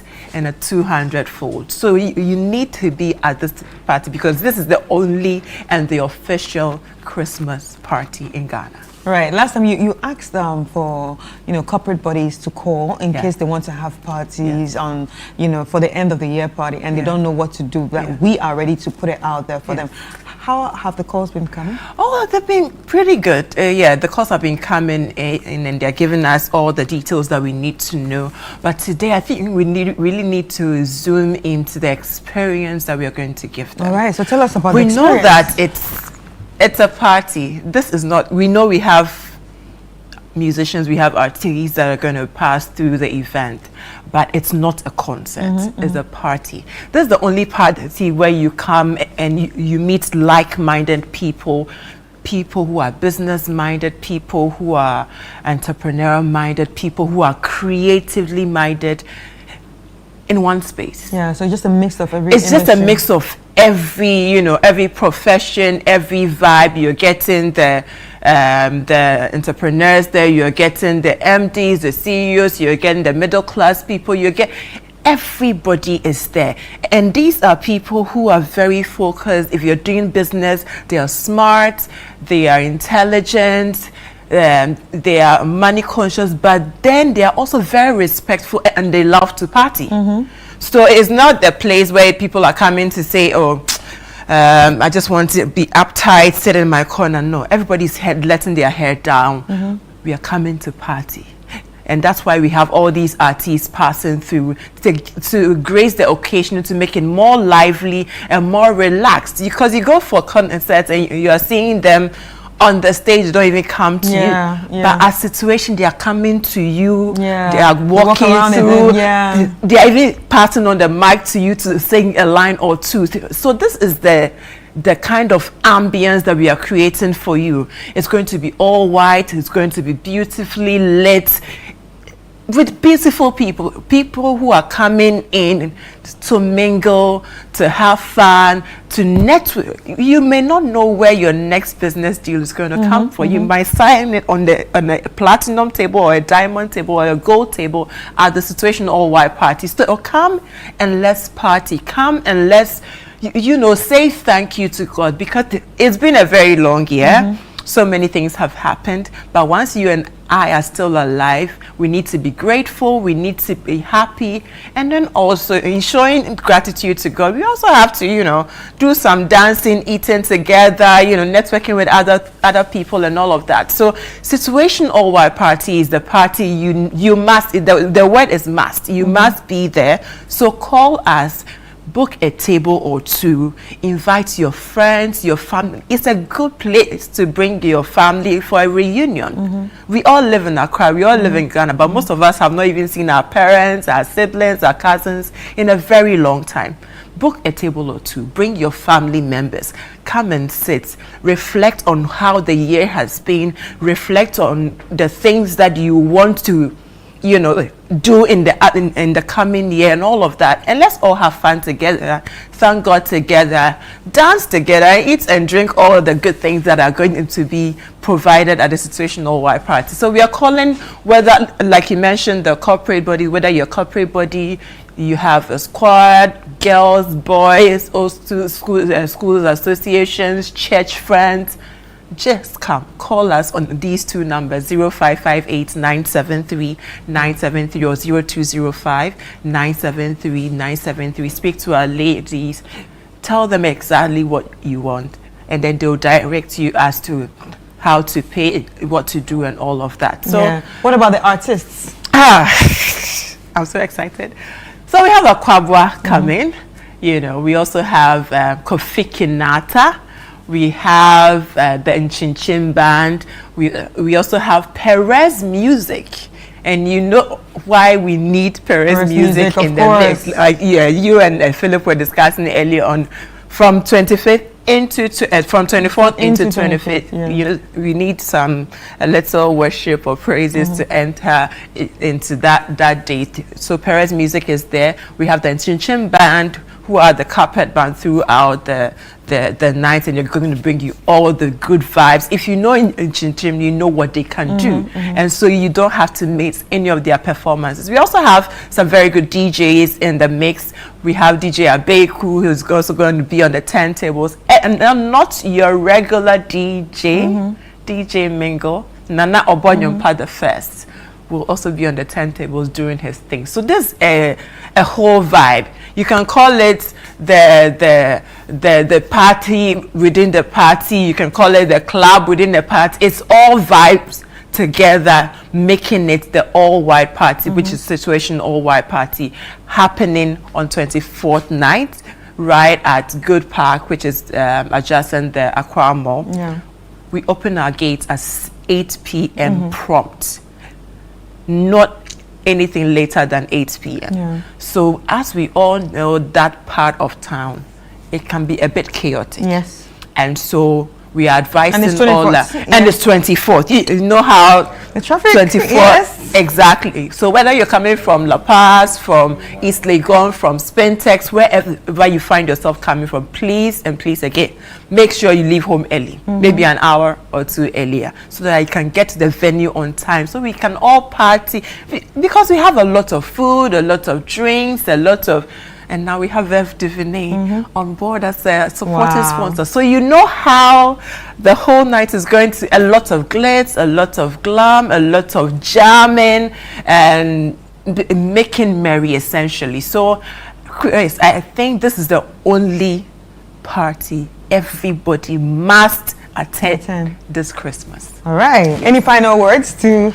Well, I would say that we have great packages for everybody. So some people are calling in to say that, oh, I don't have a squad of 8. Can I come along with my partner? It's possible. Please call us, speak to us.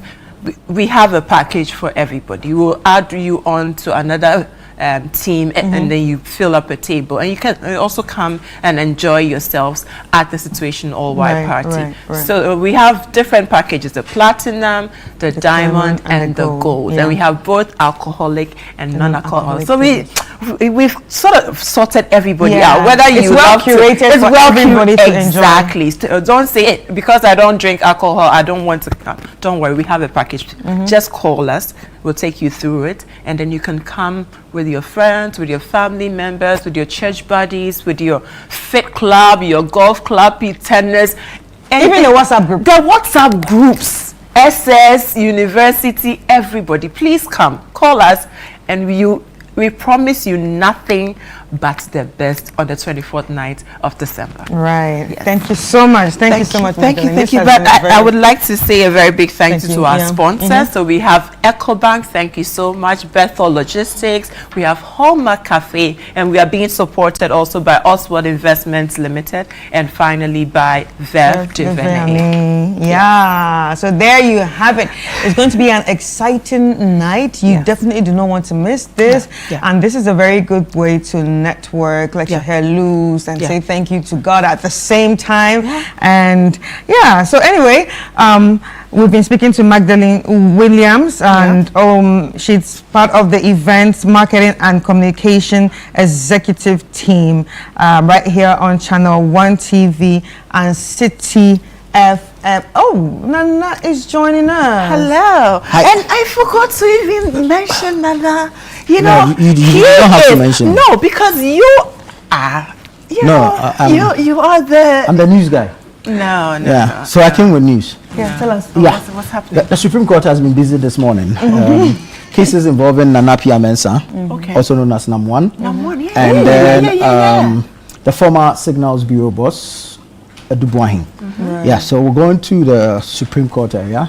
Our court correspondent, Hansen Ajiman, is on standby. And so let's find out what the court has been saying about the two cases that I've mentioned. Today happens to be quite a very busy legal day. There are other court cases at the High Court as well. We know that the NAM1 case has been traveling for a very long period. For a minute I forgot it. Yeah. A lot of people seem to have forgotten about it. But one group that can never forget about it is the aggrieved customers of Men's Code, and they are really pushing for some justice to be done in this But what would justice look like? Will it mean that they will pay them back? I think they have to. I don't think it will be, if anything, they will have to pursue a different type of case, perhaps a civil suit, and then see if properties of NAM1 can be offset to settle make some payments to them. But does it have a lot though? Well, we can't tell as it is now. We can't tell as it is now. So let's go over to the Supreme Court. Hansen, good morning and thank you for joining us.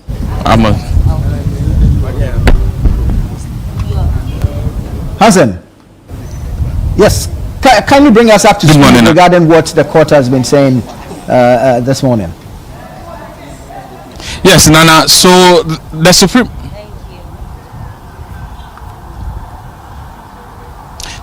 Supreme Court today handled two important things. One, a review application by the Attorney General with respect to decision as far as the Dubuahin case is concerned, and also an appeal ruling on the NAM1 case. Before we get to that of Dubuahin, I must say that NAM1 came to the Supreme Court appealing the decision of the High Court, asking him to open his case, and the decision of the Court of Appeal affirming that same decision. The Supreme Court has quashed his application seeking to review or reverse the decision of the High Court and that of the Court of Appeal. We have with us Frederick Forsen, a long-time spokesperson for the aggrieved customers of Men's Code. Today, when you were coming to court, what essentially was your hope, and will you say that has been met? Yeah, for us, right from day one, we believe the Attorney General had a good case, and so after the prima facie case was determined, we were very positive that the trial was going to go on smoothly. However, when the prima facie case was determined, NAM1 challenged the ruling of the court at the Court of Appeal, and that was refused. And satisfied with the ruling from the Court of Appeal, he went further to the Supreme Court here. And we've been here for the past almost 1 year, and today the law lords have refused his application because he sought the court to give him a special leave so that they will halt the trial at the High Court. But today the court said no. And so what it means, our understanding is that the trial at the High Court can continue. And so today we also told that they will file their reasons on the 17th of this month. We shall go back to the High Court as was determined the last time on the 16th of this month, which is next week. So we are very happy and we appreciate what the court has done, just that it has kept long. Do you get the sense that his appeal on the decision of the Court of Appeal has been decided upon, or is just an application to stay proceedings as matters go on at the Supreme Court that has been decided? From our understanding, I think he filed two applications. One of them was the former appeal. I think what he brought here was that he wanted the court to stay pending appeal, and the High Court refused it. Then he went to the Court of Appeal, and the Court of Appeal also refused it. In fact, at the last one of the settings, even at the Supreme Court, the court said he should go back and continue with the trial whilst they come up with their ruling. And so this is about the third time. We have had two previous adjournments, and so this is the final day that the court has formally refused his application, meaning that the trial at the High Court can go ahead. So what you understand is that it as the trial will go on at the High Court. Do you also get the understanding that you also have to come here again for the substantive appeal? I'm not sure. Per the ruling today, it means it's over here. Except maybe he want to take another decision. That is up to him and his lawyers. But for us and for our understanding, what happened here means that the trial court now can go ahead with the case. It's been and so he can open his defense, because at the last sitting, the judge directed him that when we go on the 16th, he should be prepared to mount the witness box and open his defense. It's been how many years now? Since 2018. I'm telling you. How has your membership been like, and what has been the ordeal of a number of people whose monies were locked up with Men's Good?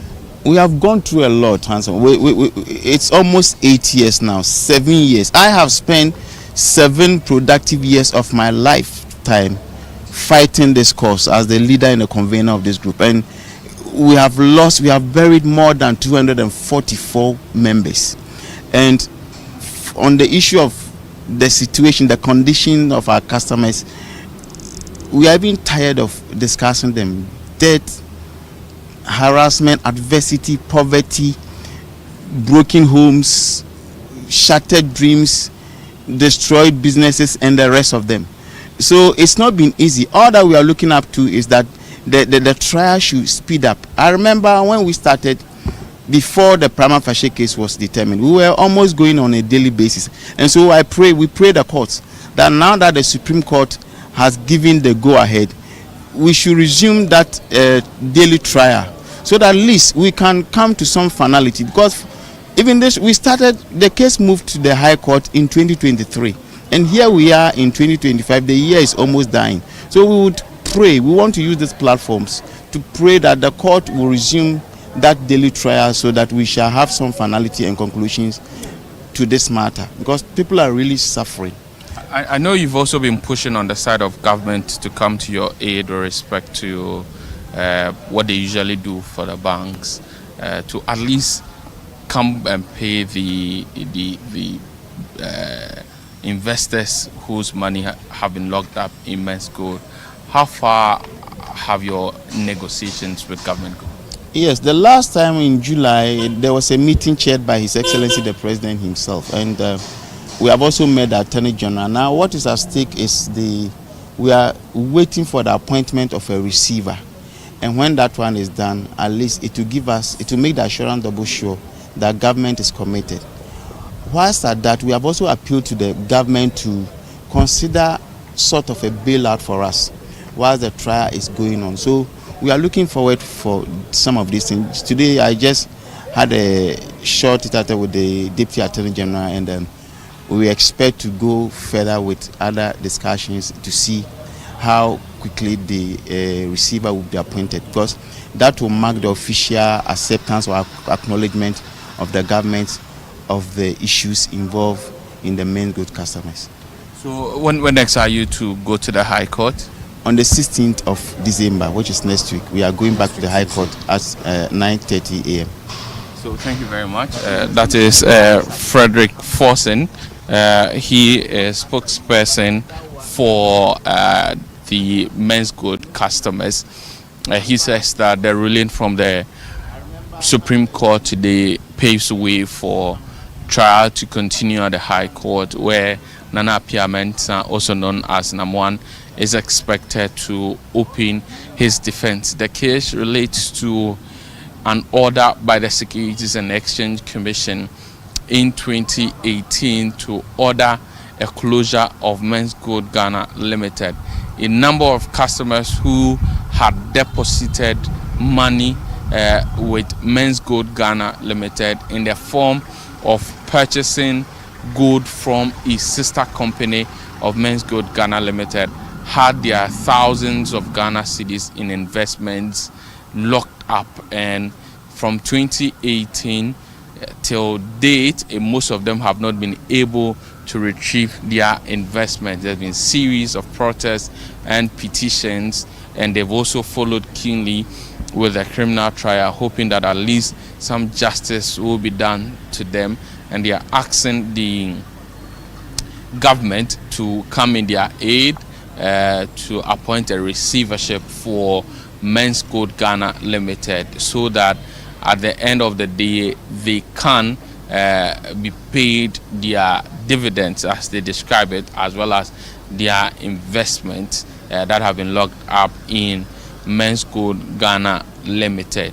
Now, as part from the issue relating to Nana Appiah Mensah, there was the case with respect to Edu Boahen, the former boss of the National Signals Bureau.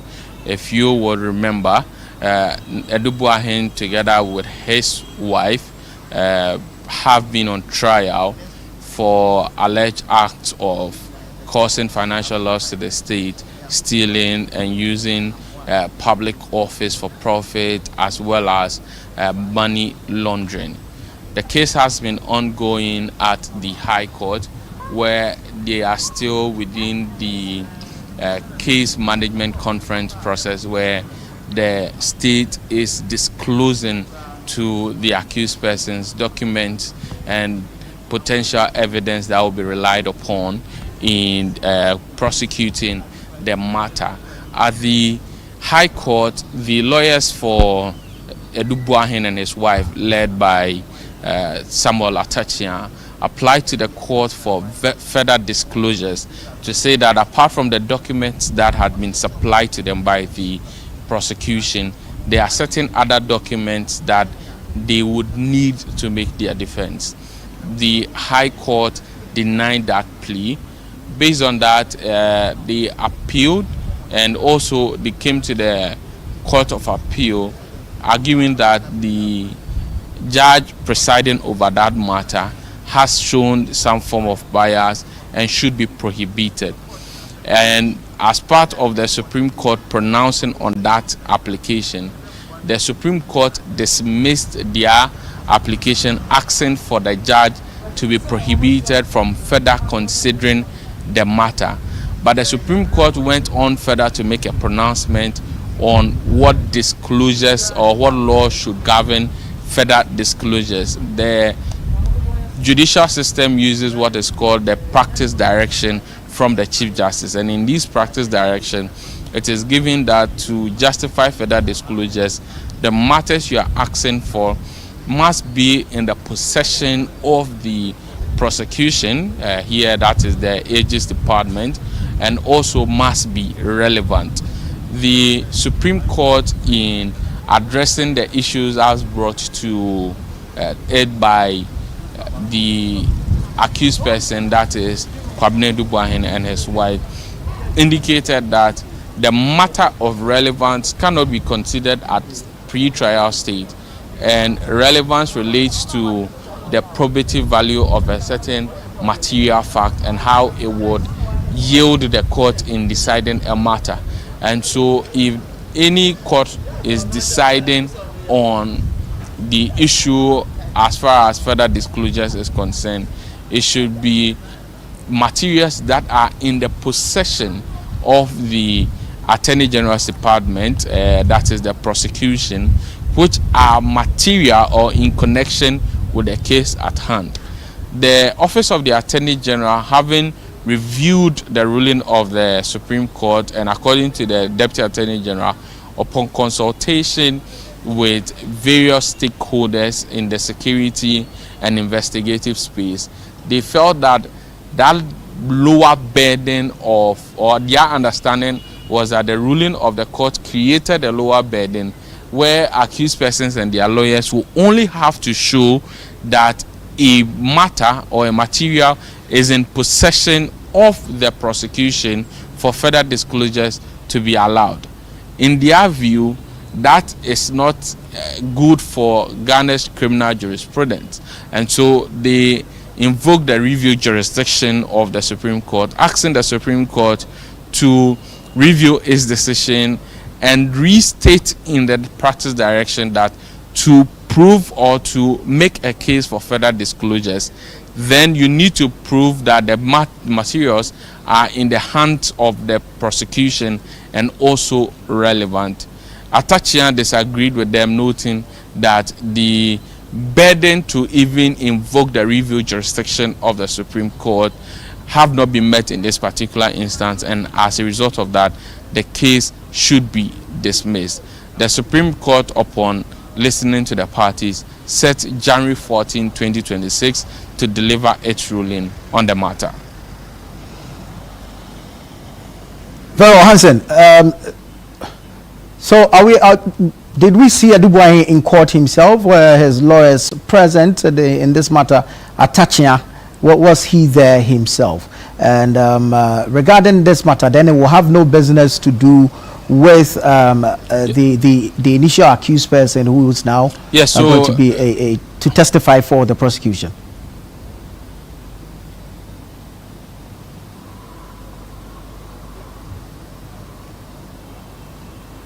No, it has nothing to do with Mildred Donko, the third accused person, who we are told has been charges have been dropped against and will be called as a prosecution witness. Adubuahin was in court. His wife, Angela, was also in court, as well as their lawyer, Atachia, who made arguments against the position as espoused by the Attorney General. After court proceedings, we spoke to Samuel Atachia, who says that the current ruling or decision of the court is good for our criminal jurisprudence, because then it prevents situations where prosecution would decide to present evidence that is only relevant to them and keep evidence that they deem not relevant to them. And he says that the court saying that any material that is connected to the case should be served on the accused person at the time of disclosures is good to help at least espouse and uphold the principle of presumption of innocence until proven guilty. Well, Hansen, so this January 14 date, what implications does it have on the original case being prosecuted by the AG and the ruling that will come on the 14th? What will it mean for that same case?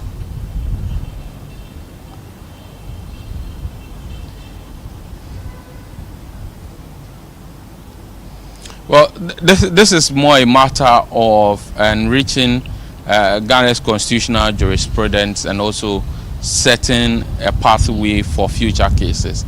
Mind you, the main case was actually won by the Attorney General. Atachia, that is lawyer for Adubuahin, actually lost the application.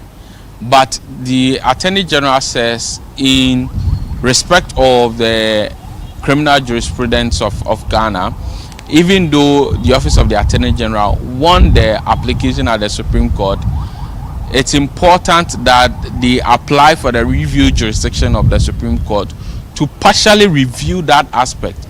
So they are looking into the future. If the status quo remains, and on January 14, if the Supreme Court comes out to say that wrong with its decision and that remains the law, then what it means is that at the time of disclosures, where prosecution is giving out the materials and potential evidence to accused persons, then the only thing that should be considered is that are the materials in the possession of the prosecution, and are they in any way connected to the case? If they are indeed connected to the case and they are with the accused, they are with the prosecution, then there's a responsibility on the Attorney General or the prosecutor in the matter to give the documents to the accused person. However, if on January 14 the review bench of the Supreme Court decide to change the position as espoused by the ordinary bench, then perhaps they may decide to reinstate the issue of relevance, meaning that you would have to prove a threshold that the documents you are asking for are not only with prosecution but are also relevant to the case.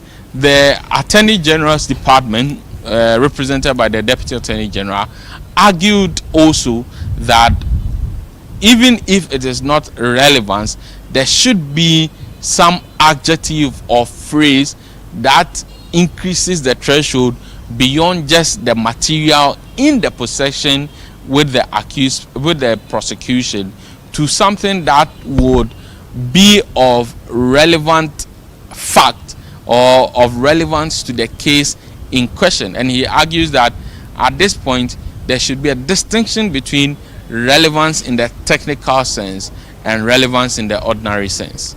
Beryl Hansen, thank you so much, and we look forward to updates and subsequent reports that you'll be filing in our subsequent bulletins here on Channel 1 Television.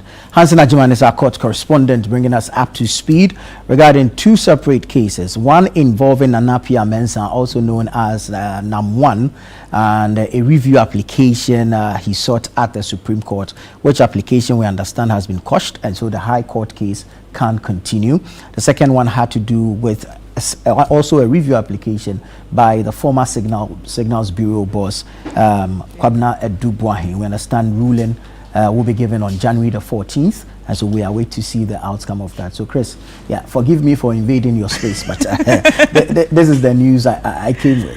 Yeah, luckily we were already done with what we were doing, but thank you. It was really nice, for you to come and share that update. But ladies and gentlemen, we've come to the end of the show.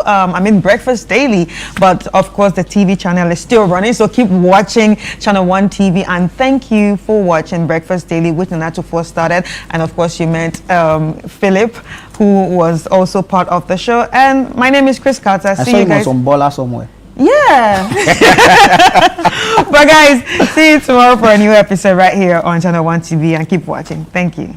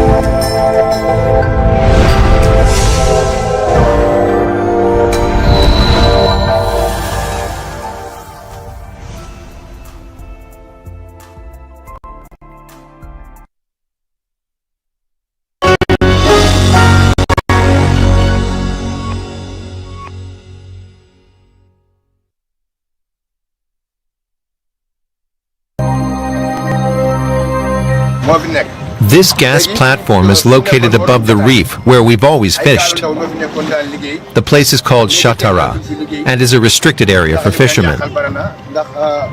If we stay here any longer, it's only a matter of time before the Senegalese Coast Guard chases us away.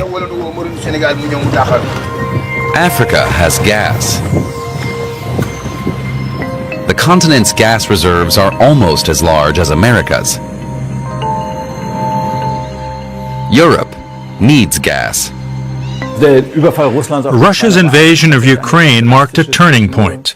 We learned not to become too dependent on a single supplier. Africa's gas could not only secure supplies for Europe, but also improve the lives of people in Africa. But are locals once again not benefiting from revenue generated by their own resources?